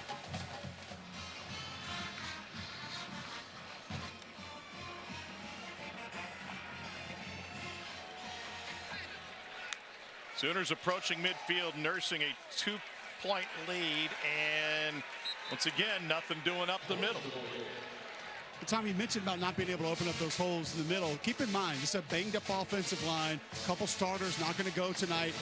The difference here is when you're banged up and you're injured, you can't practice the way that you want to. And then you can't also go let your guys just heal, because you need those reps together physically on the practice field. Joshua Bates getting the start at center. Another swing out to Barnes. And Bates, by the way, is playing hurt. That left elbow has been an issue for him. It's a second-year freshman. You know, this is Drew Samia, Creed Humphrey, and those guys. You just sit them out of practice. They don't have to do anything. They get better. They heal. They know how to handle it. They know the expectation. You plug them back in and you roll. Complete turnover on the offensive line from last year. They got some new guys in there during the bowl game when their NFL guys opted out. Here's Arnold after the lead block, and he's able to bounce it to the outside and pick up the first down. So find an extra blocker by letting the quarterback run, huh? Yeah, and a great block by Taylor Tatum, the running back. He's going to work straight up on the middle linebacker, and sometimes you got to get the quarterback involved. Spread teams out, add an extra hat. Now your running back becomes a lead blocker. You get a hat on the linebacker and get your quarterback to the second level. That's former Sooner Jamal Morris playing middle linebacker. Arnold wanting to go deep. Unloads into coverage. Intercepted. Cougars take it right back. Jeremiah Wilson.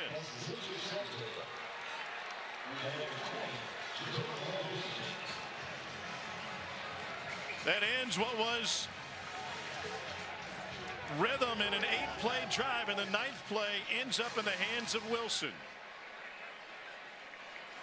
And the Cougars in striking distance.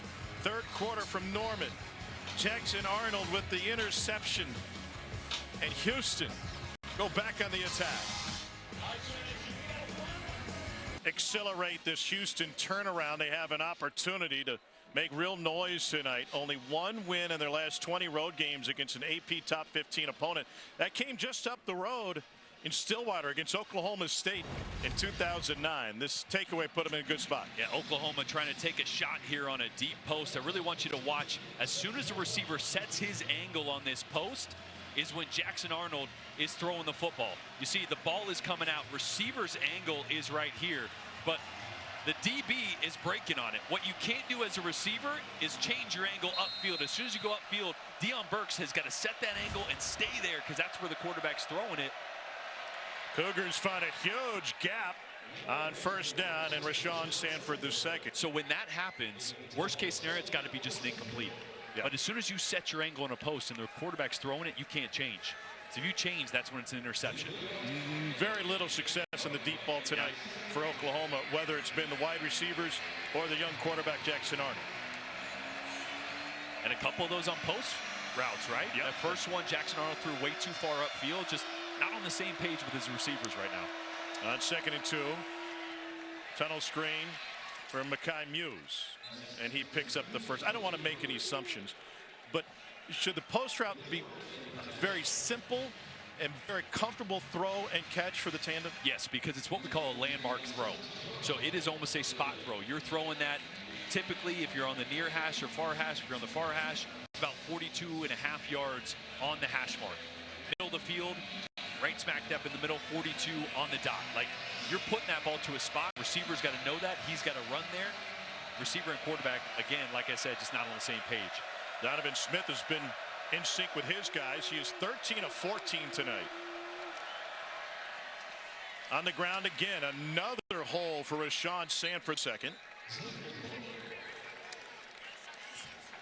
Cole, you mentioned that they've helped out that Houston offensive line. What are you seeing specifically as they go no huddle here? Demetrius Hunter, Tom, 59, the center.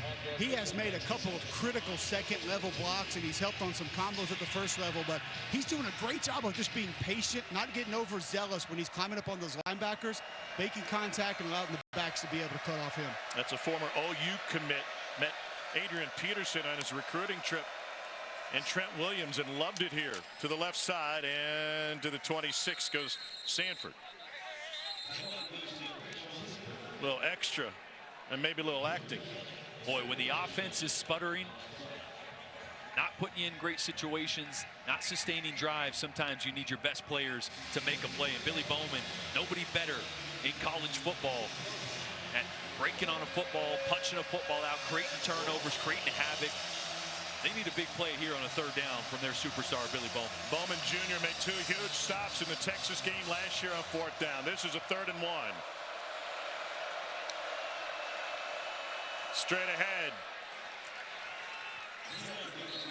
That was Bowman at the point of attack. Jamarian Burnett. And there you go.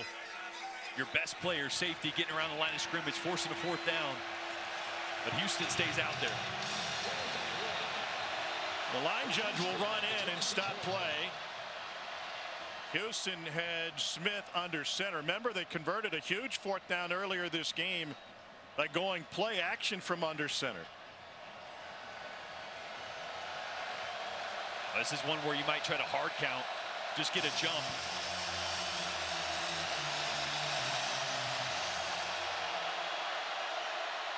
Surge from the center and Smith over the right side to believe pick up the 1st down. Cougars certainly think they got it. Wow. Oklahoma thinks they stopped them. 1st down, Houston. I mean, that is a heck of a call by Willie Fritz. What a jump call by Demetrius Hunter, the center. And I'm telling you, he's playing his rear end off, and he's doing a nice job with leverage right there, being able to get out in front, open up a little bit of space, but a better job by Donovan Smith finding a little bit of a crease. So many quarterbacks will just run right up the rear end of an offensive lineman and get no room at all. So the drive continues for the Cougars. Out of the pistol. Handoff busted.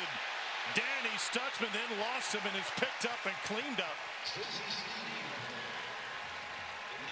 Boy, Danny Stutzman working right across the face of Ndukwe, left tackle. And Ndukwe is 3'15", 6'6", so I can just shrug him off and get to Stacy Sneed, bounce that outside, and let the cavalry take over. Yeah, Samuel Mosigo there to clean up.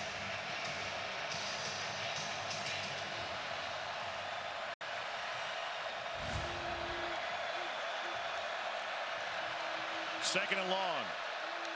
OU shows pressure. They bring 4 to the outright to Muse, and Muse steps out of bounds after a pickup of 4. Man, just giving these receivers a lot of green grass on the outside. That's Billy Bowman. He's giving them about 8 yards. I mean, this is a quarterback. They watched tape last week. This is a quarterback that struggled to complete anything. So what do you like, 3rd and 9 here for Houston? I like bringing some pressure. I want to see Oklahoma force the issue with Donovan Smith. They're going to put everybody at the line of scrimmage and show blitz here. I think they're going to pop these guys back out, though. 3rd and 9, pressure from the edge, got rid of it, flag down, catch made, and that will be a 1st down for Mekhi Muse if it stands.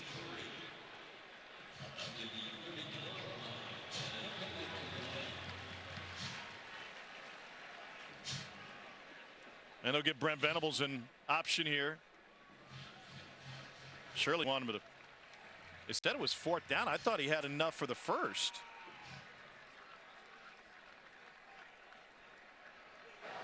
Pass interference, offense number 14. Pass to the distance with the goal, 3rd down. Marquise Shoulders.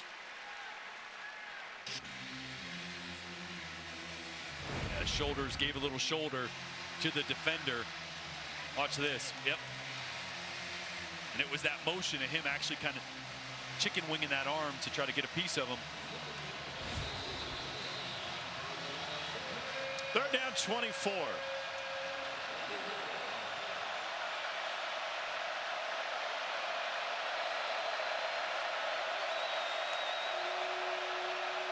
They go to the ground game, and they run directly into Danny Stutzman.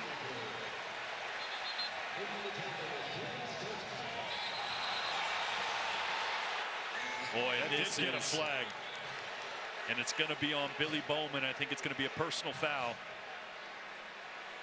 Buried Makai Muse after that play was over.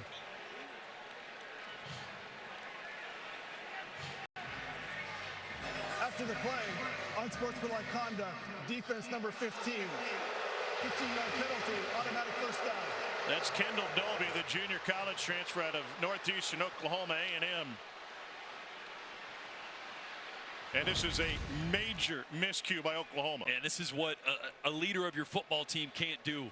Your best playmaker, you come up with a great stop on 3rd down, change some momentum, and you just let your frustrations go a little bit past the whistle. You see right there, Billy Bowman on top of Makai Muse. It's just that little push as he's getting up. They actually got Dolby for it. Oh, they did. Instead of Bowman. Play action on 1st down. Whoa, and he lost his footing. The turf came out from under Donovan Smith as he was facing pressure. Grayson Halton was in his face. Boy, Grayson Halton just whooped a double team to get the pressure on Donovan Smith.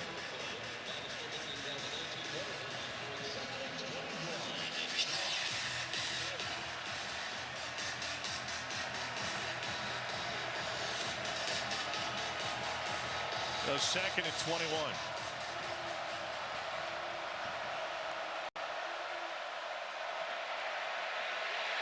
Smith onto the run. Still looking downfield. And incomplete will leave 3rd and long. Dominic Williams, former Horned Frog from TCU, chased him. On a really good job, in particular by Ethan Downs for Oklahoma, of seeing screen and not attacking the quarterback, staying back, plugging up the gap there. It's only the 2nd incompletion for Donovan Smith, and this will be the 12th play of this drive that's lasted almost 7 minutes but picked up only 12 yards.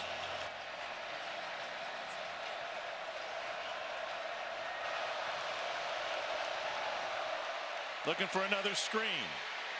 Shoulders through traffic. My man, Demetrius Hunter. I've never seen it in my life.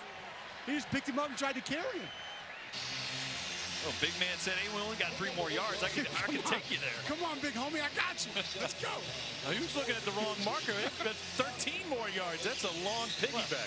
It's an offensive lineman. Yeah, I know. Yes. Hey, math is not your strong suit, fellas. Team player. He's trying to help his man over the line. All right, so Billy Bowman Jr., we think the officials called the wrong number on that personal foul a few plays ago, but he has a chance for redemption here. Return game has been an absolute adventure on both sides. 41-yard punt, 2-point game, late 3rd quarter here in Norman. Great fans. And on their way in for their 2nd home game of the season after a Friday night win to open the year. Flexing on them. The Oklahoma offense has stalled. There's a big gain on 1st down. Taylor Tatum, the freshman.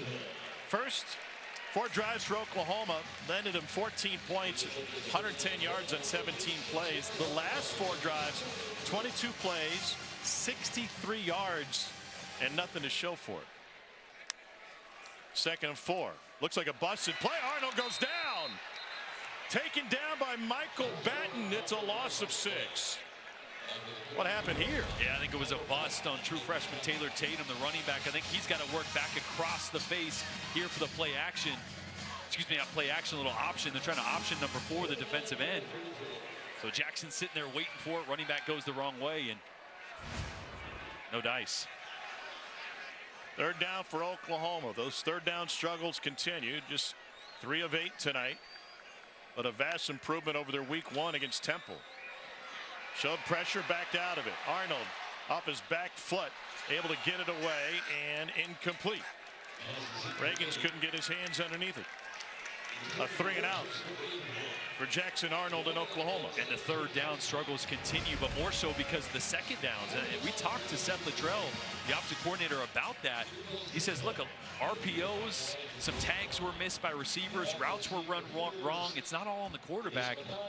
And again, a running back going the wrong way in the backfield never gives a play a chance on 2nd down, and you're in 3rd and long, and that's been the story of the night for Oklahoma. Oklahoma has won 39 consecutive home games against non-conference teams. That is the 3rd longest active streak in the country. Muse from the 25, obliterated before he could get a step in. 41-yard punt. 1 on the return. Lewis Carter has been sensational on special teams. That's 2 or 3 big plays Lewis Carter has made on special teams. This punt cover unit has been big time tonight. So back into the hands of senior Donovan Smith, who played here with Texas Tech.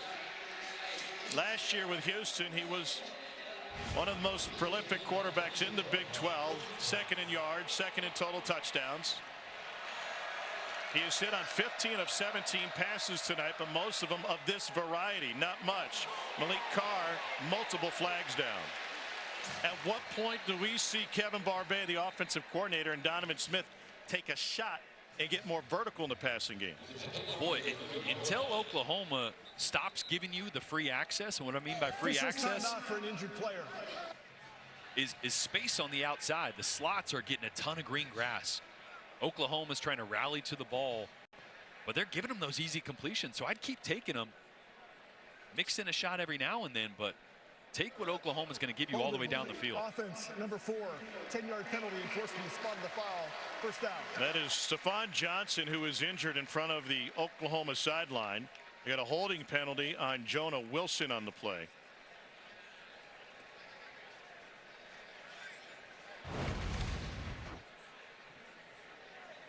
You're going to see Jonah Wilson right here getting locked up. Jacoby Johnson, it's right here as he's trying to pull away. Again, great position. Me and Cole talked about this earlier today. It's tough as a blocker because you're taught to grab that jersey when you're in the right place and your hands are inside, which is okay. That doesn't get called until that guy tries to get away from you. And that's when you got to time it just right and let go. Tough to do moving 100 miles an hour out there. Johnson's got a hitch in his giddy up as he heads over to the Houston sideline. Junior from DeSoto High School in Houston, started his career playing up the road for Oklahoma State.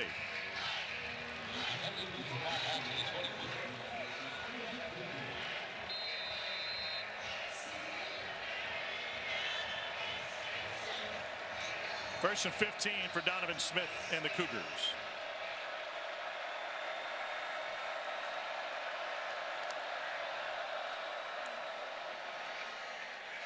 Stacy Sneed bottled up. Picks up 1. And this Oklahoma team just kind of losing some of its temperament, as Dejon Terry has to be calmed down by his teammates. And it's been frustrating on both sides of the ball for Oklahoma. And Houston done a great job of just chipping away, letting that play clock tick down. Time of possession's been huge, and not allowing Oklahoma to make any game-changing plays.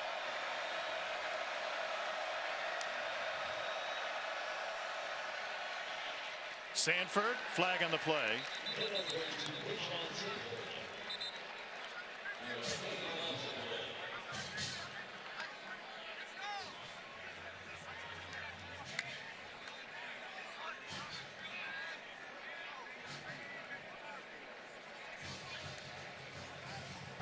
Personal foul, chop block, offense number 66 and number 68, 15-yard penalty. Second down. Dakota White, the left tackle, trying to team up with Peyton Dunn. Correction, half the distance to the goal.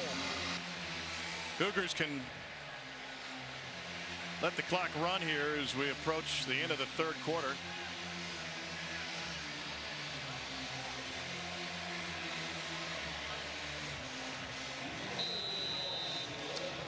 We'll get it ready for play, and that will send us to the third quarter break here in Norman, where the traditions are many, and it's rare to introduce a new one. Here's Toby Keith. Around.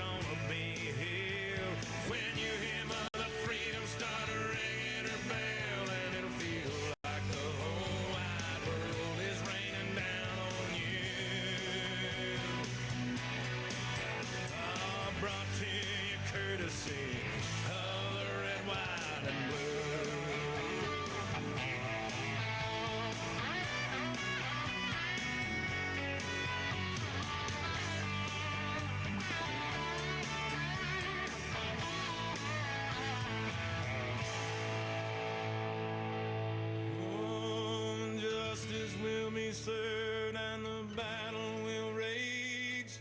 This big dog will fight when you rattle his cage. And you'll be sorry that you mess with the U.S. of A.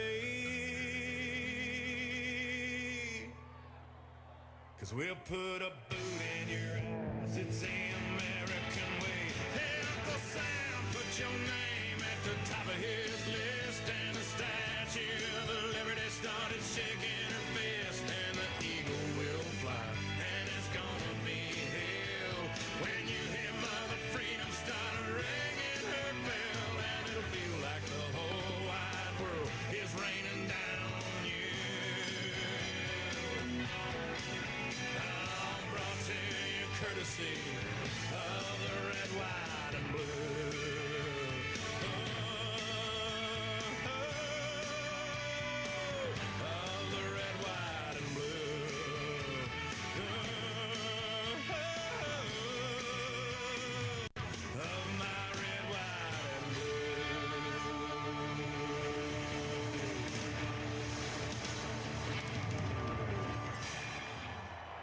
Coming into this game, but they have made it a fourth quarter contest. Sooner faithful don't seem overly concerned. Fired up for the beginning of the fourth quarter after Bob Stoops got them ready to rock. Donovan Smith and Houston on second down. 2nd and 25. Looking for a soft spot, the completion to Marquise Shoulders. Well, you would ask me after watching last week's tape on Houston if I thought it was going to be a 2-point game in the fourth quarter. I said, heck no. Credit to Willie Fritz and this offense and defense, full of transfers. They completely overhauled this roster. They're putting up a heck of a fight here in Norman tonight.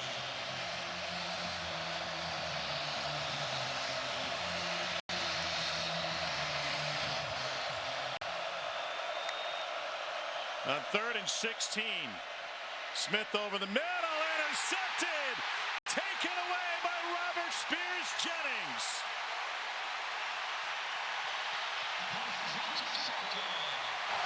The ruling on the field is an interception. First down, Oklahoma. Oklahoma led the country in picks per game last year, and they get a monster momentum-stealing pick here. Boy, watch Spears-Jennings right here. He's going to be reading Donovan Smith's eyes the entire way. Working his way from the right hash all the way across, right under that tight end route. Just a great job in zone coverage of following the eyes of the quarterback. And this defense that was 7th nationally last year with 26 takeaways, 6 last week, comes up big again. Well, they ended up with such a long distance because of the chop block a couple plays ago, and Oklahoma trying to take advantage of it. And another short field for Jackson Arnold and the Sooners. Arnold hands it off. Javante Barnes cut down behind the line of scrimmage. Keith Cooper Jr. impacting this game again behind the line. I got to find a way to get your best player on offense the football. Deion Burks has got to be a factor here as Oklahoma looks to shake off what's been not a great 3 quarters of offensive football.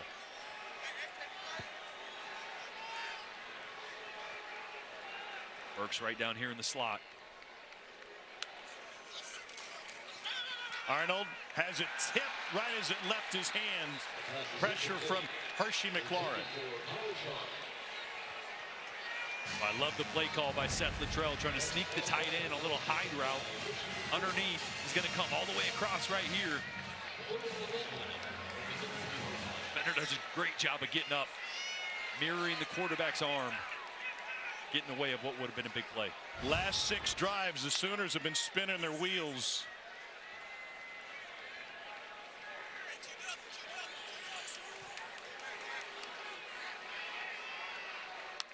Third and 11.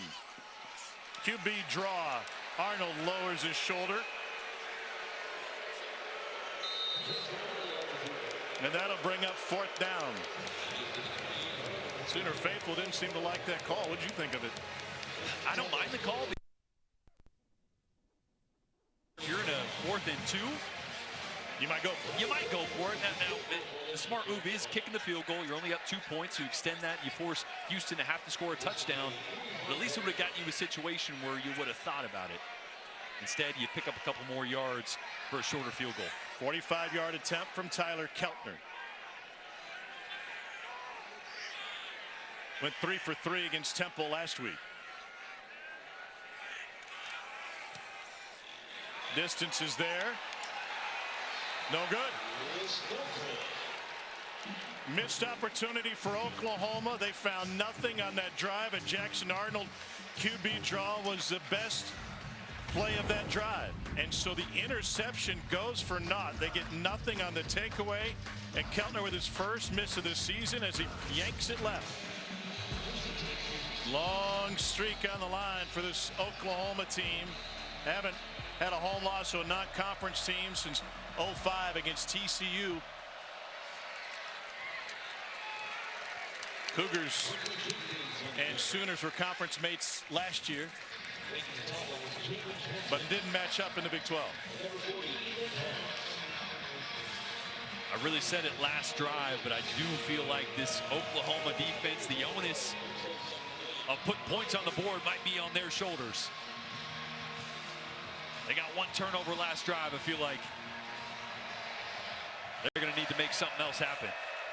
They couldn't cash in on it. That pump and go, and they go back to the pump and in the flat to Devin Williams. And see where the spot is for Williams. Going to be just short.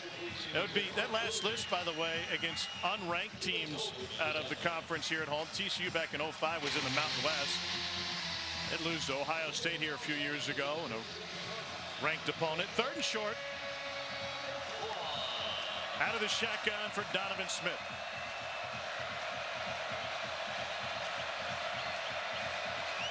Gets under center and sneaks it. What a beautiful play. And Cole had him sleeping a little bit down there. Absolutely. It's an excellent job looking to the left. They've been taking advantage of look over all night long. You wait till that Oklahoma defense begins to look over. Nobody's set. And Oklahoma had 2 guys in each A-gap, and Danny Stutzman over the center until he walked up. Looked like he was changing it, and they moved out of the A-gap. Quarterback sneak wide open. A lot of defensive line shifts that Oklahoma likes to run pre-snap, with Stutzman making those moves. And that one cost him. Play action, little swing out, and a turn upfield. Great footwork up the sideline by Stephon Johnson. Created some space for himself.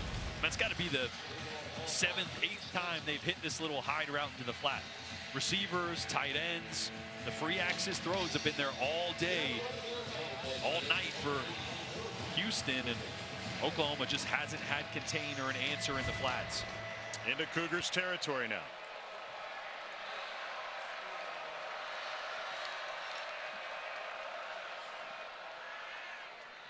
little settled for Stephon Johnson.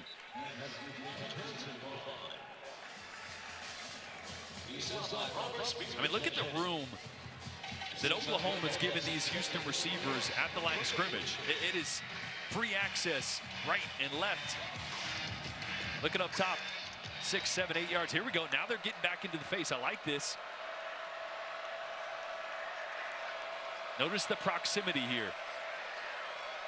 Last couple plays, they've been 6, 7 yards deep. Cougars run it this time. Big hit going off tackle of Rashawn Sanford II. I've been kind of hoping these corners would start to challenge these receivers. I mean, receivers are a huge question mark for Houston. Talking to the coaches, like, we don't know who's going to step up. We're waiting to see. Co-defensive coordinator Zach Alley, first year here at OU. Third down.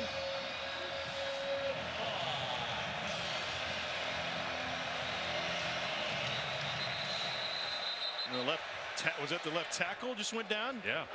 Officials David timeout for an Ndukwe. injured player. And he's holding his right knee.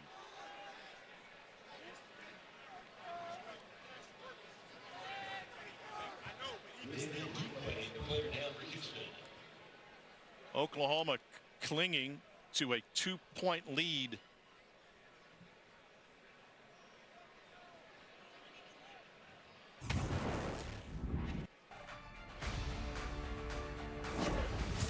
SEC Saturday Night is presented by T-Mobile 5G Home Internet. Get internet how you want it.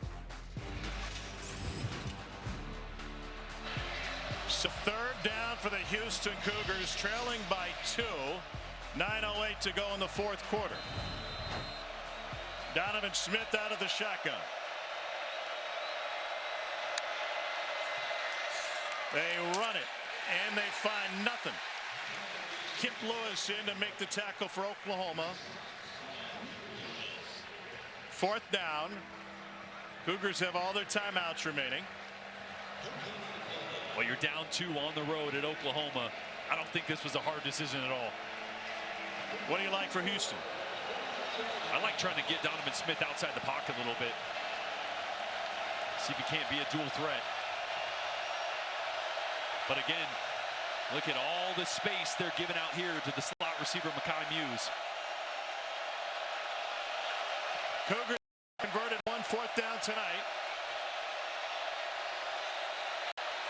And there's a flag as the back judge comes running in. And the Cougars fail to get the playoff. 5-yard penalty. Fourth down. Oklahoma had a dominant 28-year run in the Big 12 where they won more Big 12 championships and lost home games. But now, out of the Big 12 against the Big 12 opponent and their hands full, Cougars seem like they were content to punt it away the whole time. You know what that says? They believe in their defense. They believe that their defense has figured something out. Because otherwise you go for that. You are not expected to be in this game. It's 2 points. Got 4 yards to go. They have held Oklahoma to 188 yards tonight. Billy Bowman Jr. stands at his 8.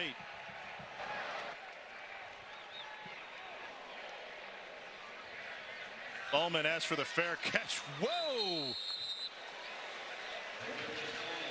This has been an adventure in special teams tonight. Here's some of the history we've talked about. 7 national championships, 7 Heisman winners, 50 conference championships. That's the most all-time. Inaugural season in the SEC in Oklahoma with its hands full against a Big 12 opponent tonight. What would you like to see from the Oklahoma offense? We got a young quarterback that's facing adversity for the first time as a full-time starter here. What you got to remind him is that you're winning right now. As a young quarterback, sometimes in this type of game where you should win big, you feel like you got to do something extra. You don't. Just make the play that's there. Handoff. Gavin Sawchuk. Sooners' run game has been wildly inconsistent tonight. They're averaging just over 3 yards per carry. That one got them 2. That's a heck of a play by Carlos Allen there, 92 for that Houston front. I tell you guys, watching him on film, if that young man's 2 inches taller, he's playing in a place like Oklahoma. He's been good tonight. He's really good. Great hands, great quickness, good awareness, understands how to fight across the block on the pin and pull right there. He's an Atlanta native, started his college career at Kennesaw State in suburban Atlanta. Here's a handoff, and no, it's a play action down the sideline, and incomplete, too strong to Reagans. McCutcheon with the coverage for Houston. So what did I just say? Take the play that is there. Yep. Take the easy one. You got your best player, Deion Burks. Look at all this space. You don't need to take a one-on-one shot down the sideline. Just flip it to him. It's a hitch route. He's got 6-7 yards of separation after he catches that ball. Don't try to do too much. You're winning this football game. Just take the play that's in front of you. Arnold in the second half is just 5 for 9. Averaging less than 6 yards per completion. Pressured, gets rid of it, and finds his man, Deion Burks. That is an Oklahoma first down before Michael Batten could bring him down. Boy, how much did this offense need that right there? Huge sigh of relief from this fan base. And for Jackson Arnold, just to feel like there's some momentum there, some positives. You got a first down. See if you can build on it here.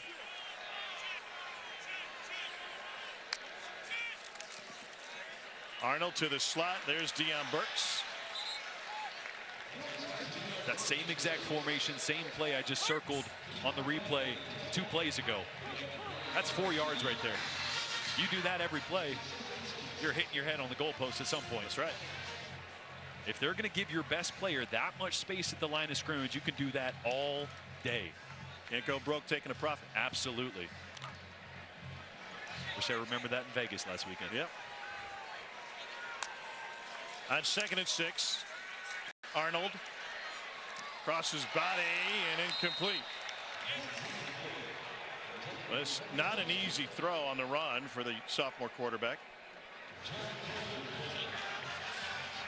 Sooners just passing game just out of sync. Is that a fair way to describe it tonight? Yeah, again, they just don't have anybody that it seems they feel confident in stretching the field, right? Those deep throws have really been a little bit off, and when you do that, everything condenses for the defense.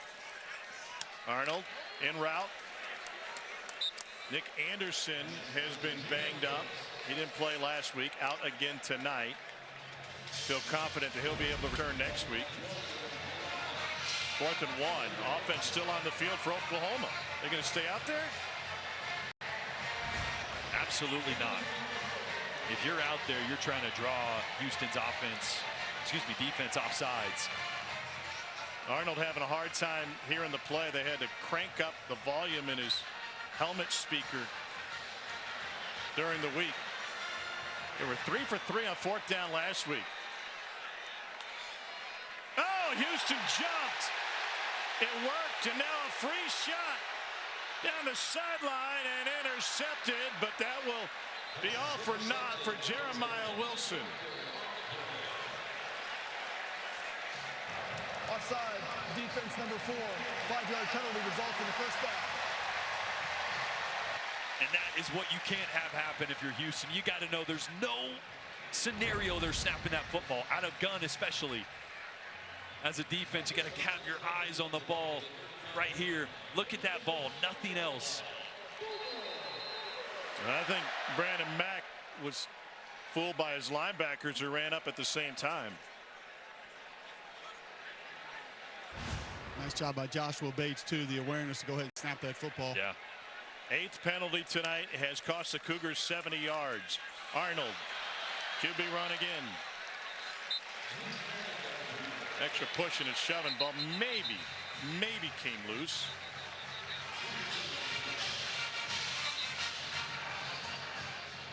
All right, now if you're Jackson Arnold, and if I'm on the field as the runner was down prior to the ball coming loose, 2nd down.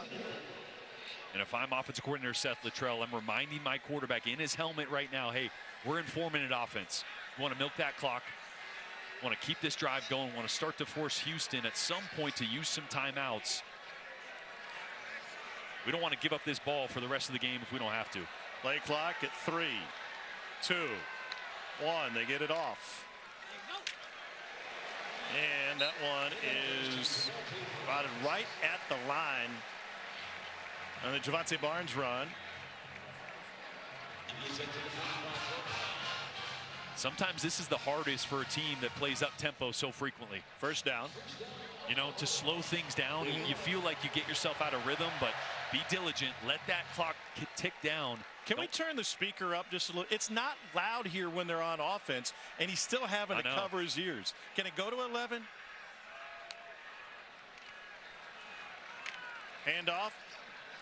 Barnes met by Batten after a pickup of 2. 2nd and 8 forthcoming as the clock rolls. 3:20 and counting. Well, Seth Luttrell mentioned that they had to buy new speakers. They knew it was going to be loud. Really not that loud right now, but they upgraded their speakers. So it was interesting hearing him talk about Danny Stutzman taping his ear holes last week and then ordering new speakers so they'd be a little bit louder.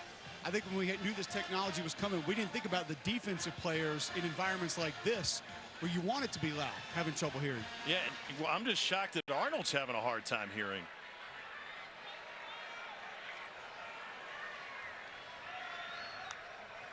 On 2nd and 9, Arnold again.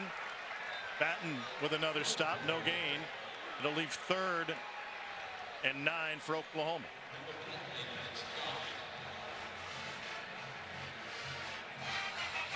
Remember, the clock will stop with 2 minutes left in the half. Just 1 second extra. So they're going to have to snap this ball before the 2-minute timeout.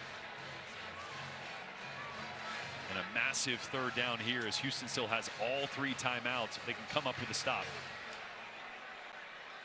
3rd and 9, pressure up the middle. They pick it up, but they can't get rid of it. Batten another stop, his 3rd straight, and Oklahoma will have to punt it away. Cougars will get a timeout as the clock reaches 2 minutes. They have 3 more in their pocket. 2-minute timeout. And they're going to get the ball back with a chance to get something done here and send a shockwave through college football. Jackson Arnold bottled up. Michael Batten coming up big for the Houston Cougars.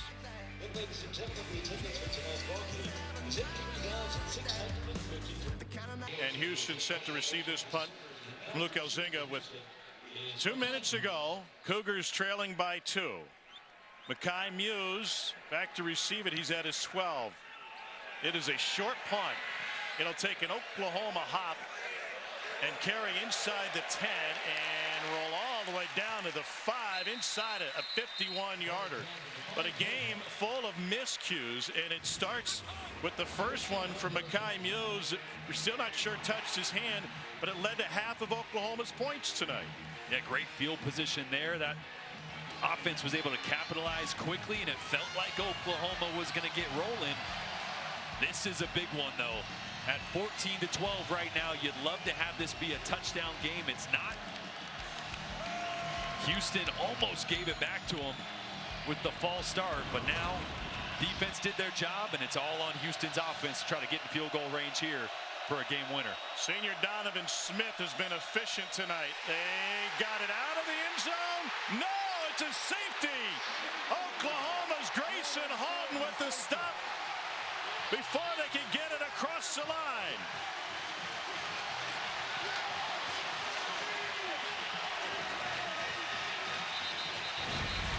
They review all scoring plays, so they'll take another look.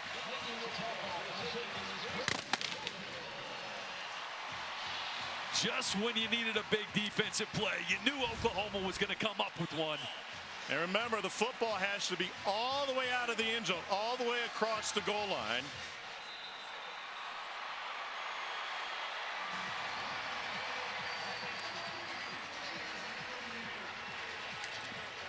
So Oklahoma's offense has been sputtering. The defense gets on the scoreboard. A safety for Oklahoma. See what forward progress after they review it. We'll get a call on this play. After further review, the ruling on the field stands. Safety.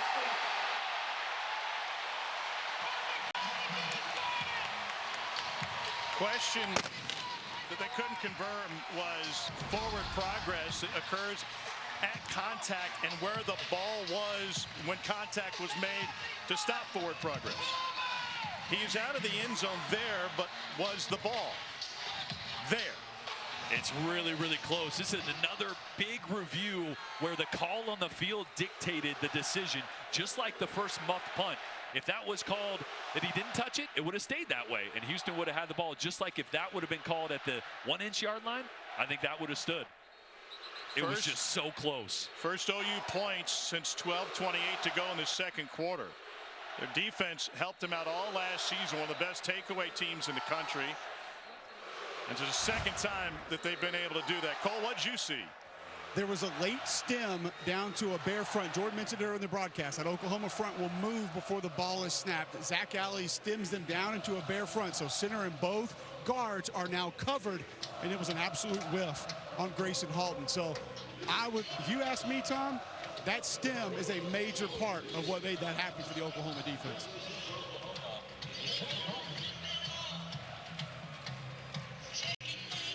So free kick for Houston. 1:42 left in the fourth quarter, trailing by 4.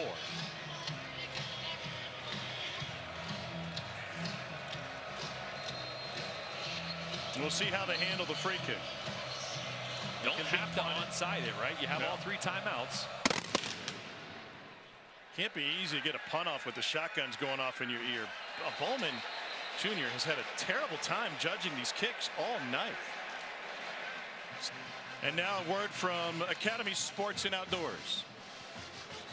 There's something special about this time of year. It's fun. And it all starts here. Academy Sports and Outdoors. Have fun out there.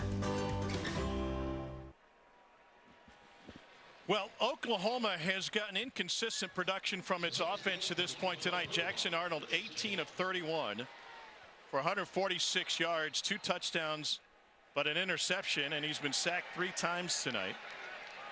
Cougars have 3 timeouts remaining. OU goes straight ahead and picks up 2 yards off the right side, and a timeout taken by Houston. We've discussed this throughout the game tonight with the inconsistency, inefficiency from Oklahoma's offense. Now the game in Jackson Arnold's hands. What must he do? He's got to make 1 throw. It's 2nd and long right now. He's going to get an opportunity to make 1 throw, and that's what he's directions. Now keep in mind, they were horrible on 3rd down last week, primarily because their 2nd down was so bad. They got stuck in an average of 3rd and 8.5. You can't afford that here. No, and that's where you might see a high percentage throw or a run here, right? You want to force Houston to use a timeout, so it can't be an incompletion. But if you can do a high percentage throw to get number 6 the ball in space, that might just seal it. Jackson Arnold, sophomore from Denton Guyer High School, was a Gatorade National Football Player of the Year.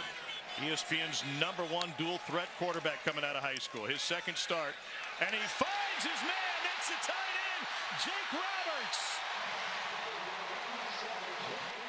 First down on a pickup of 27 yards. This is the exact same play that he threw the touchdown to Roberts earlier in the game. You're going to see him here down and then up. There's going to be a lot of misdirection in the backfield, so all those eyes from the linebackers are caught in the backfield.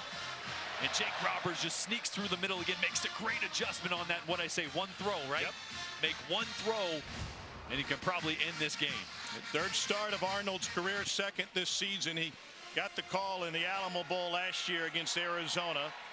And though he threw 2 touchdowns, he also threw 4 picks in that game.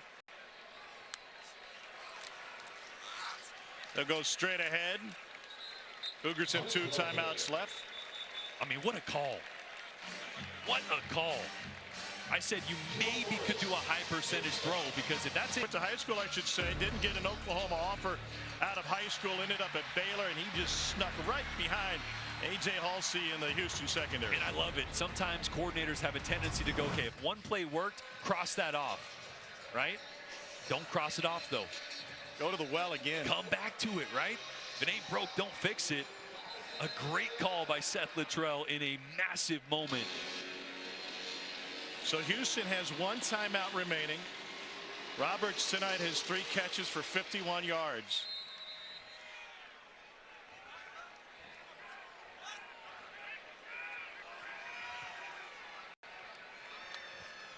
2nd and 8. Straight ahead. Javante Barnes. And that will leave them with a 3rd and 5. Houston stops the clock again. Houston has called their 3rd and final timeout of the half. 30-second timeout. SEC teams have had their hands full in many ways tonight. Alabama just finished off South Florida after pulling away late. Remember, 52 seconds on the clock right now, so if they don't pick this up, they're going to have to punt. That clock will tick way down, but there would be a few seconds for Houston to try to pull off a miracle. And they're talking about on the sideline with Willie Fritz, first-year head coach, a master of the turnaround. First at Central Missouri. Sam Houston State. Stop at Georgia Southern, then Tulane. Took over after the Cougars fired Dana Holgerson last year. Victory formation. Burn some time. Oh, dangerous. Okay, so they did that just to be extra careful, right? Instead of handing it off in the chance of a fumble, a strip, or something, they said, we're going to take a knee, we're going to let this tick all the way down and give you 7 or 8 seconds. Josh Bates just got flagged. Uh-oh. He was all sorts of fired up because of what happened when the quarterback was trying to take a knee. Cole, he took his helmet off, and that gets the flag. You really put your offensive line in a tough position as the quarterback if you don't take that knee immediately. But the job is to protect the quarterback and not to let any penetration come through. So I would imagine his frustration is not that somebody tried to get through the line of scrimmage, probably something a little extracurricular that took place. Even more so, clock is stopped. Indeed. Either try to run it out. Unsportsmanlike conduct, offense number 64. Removing a 10-second runoff on this play. 15-yard penalty, 4th down. Now you got a lot more room on this punt return. A lot more room for a punt return, and there was only about an 8 or 9 second separation. As you see the play here, this just, you can't have this. Can't take your helmet off. Can't let your emotions get the best of you. But think about this. They took a knee to try to take the clock all the way down to 8 seconds and then punt it. Yep. And make Houston go the entire field with 8 seconds. Now there's 35 seconds on the clock, and you have to punt. That's time for a return and a few plays. All sorts of time management issues. Remember Mekhi Muse early in the game when he misfielded the punt, that after review the call stood, set Oklahoma up. He's got an opportunity here for redemption. Stands at his 16-yard line. Mikael Zinga drives this one, and a fair catch asked for and taken at the 12-yard line. 29 seconds remaining. I just can't reiterate enough. There should be a few seconds at most on the clock, maybe 2 or 3. If you don't get that, if you don't take your helmet off, let your emotions get the best of you, get a flag that stops the clock, there's a couple seconds for Houston to go 90-something yards maybe. Now you have 29 seconds. You can still use the middle of the field, right? You get a first down, that clock pauses. You can get on the ball, you can clock it. You have time for a handful of plays here if you do it right if you're Houston. Longest play of the night was a 44-yard completion to Joseph Manjack. He's a receiver at the bottom of the formation.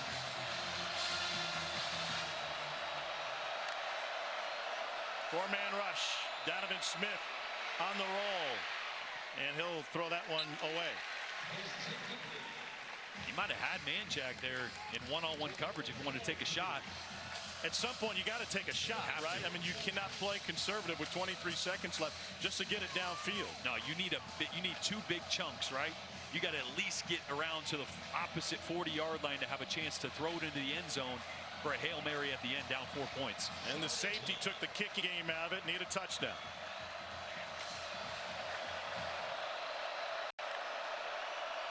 They bring an extra man this time to the perimeter, complete and out of bounds. That's Mekhi Muse. 19 seconds left.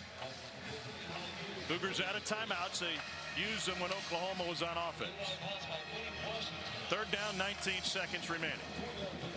Yeah, if I'm in the helmet of Donovan Smith right now, and I'm Kevin Barber, I'm saying, hey, we can still use the middle of the field here. Don't be afraid of the middle of the field. Then you got to clock it. Yep, but it'll pause on a first down. At least you have time to get to the line of scrimmage and clock it. Third down, 5. Bow found him, got him on the sideline. That's Mekhi Muse again. But see, Short of the first down. Oklahoma's fine with that. You want to take 5 or 6 yards at a pop? That's fine. We'll let 5 or 6 seconds come off the clock every time. Once again, that's why you got to take a shot at some point, and that shot may take time. 4th and 1. It all comes down to this for Donovan Smith in Houston.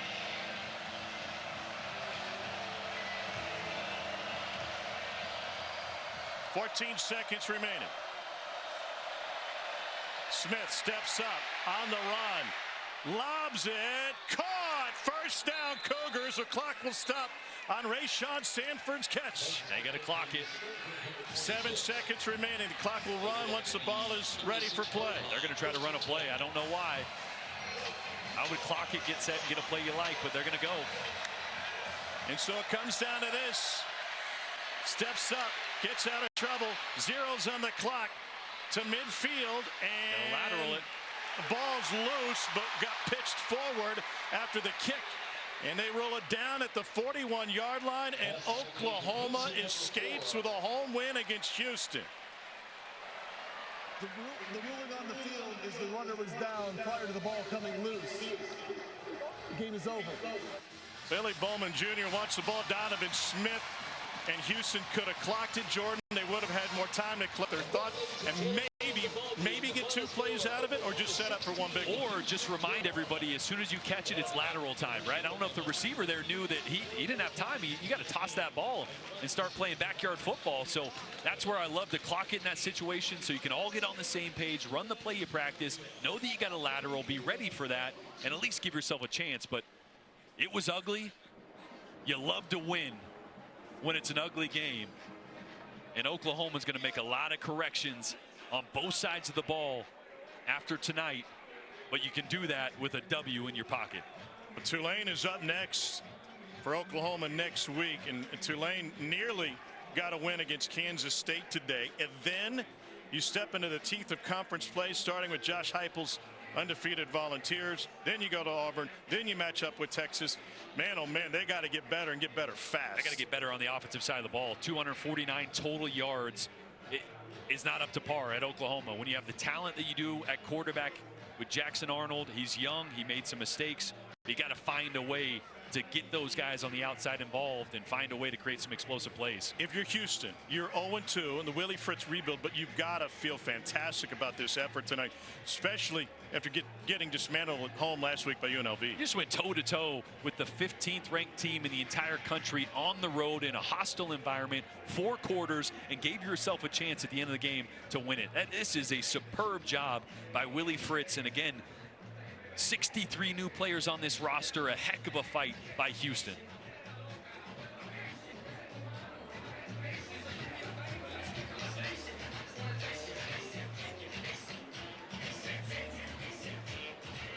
Well, this game was even possible for Houston because of the personal foul penalty that stopped the clock and assessed a 15-yard penalty to Joshua Bates and gave Cougars some breathing room when Oklahoma tried to take a knee, but waited to take a knee.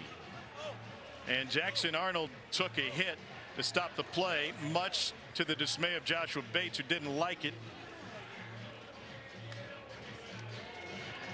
And this is and where then he nearly cost his team the game. And this is where leadership and experience on the opposite side of the ball has to communicate before that this can't happen.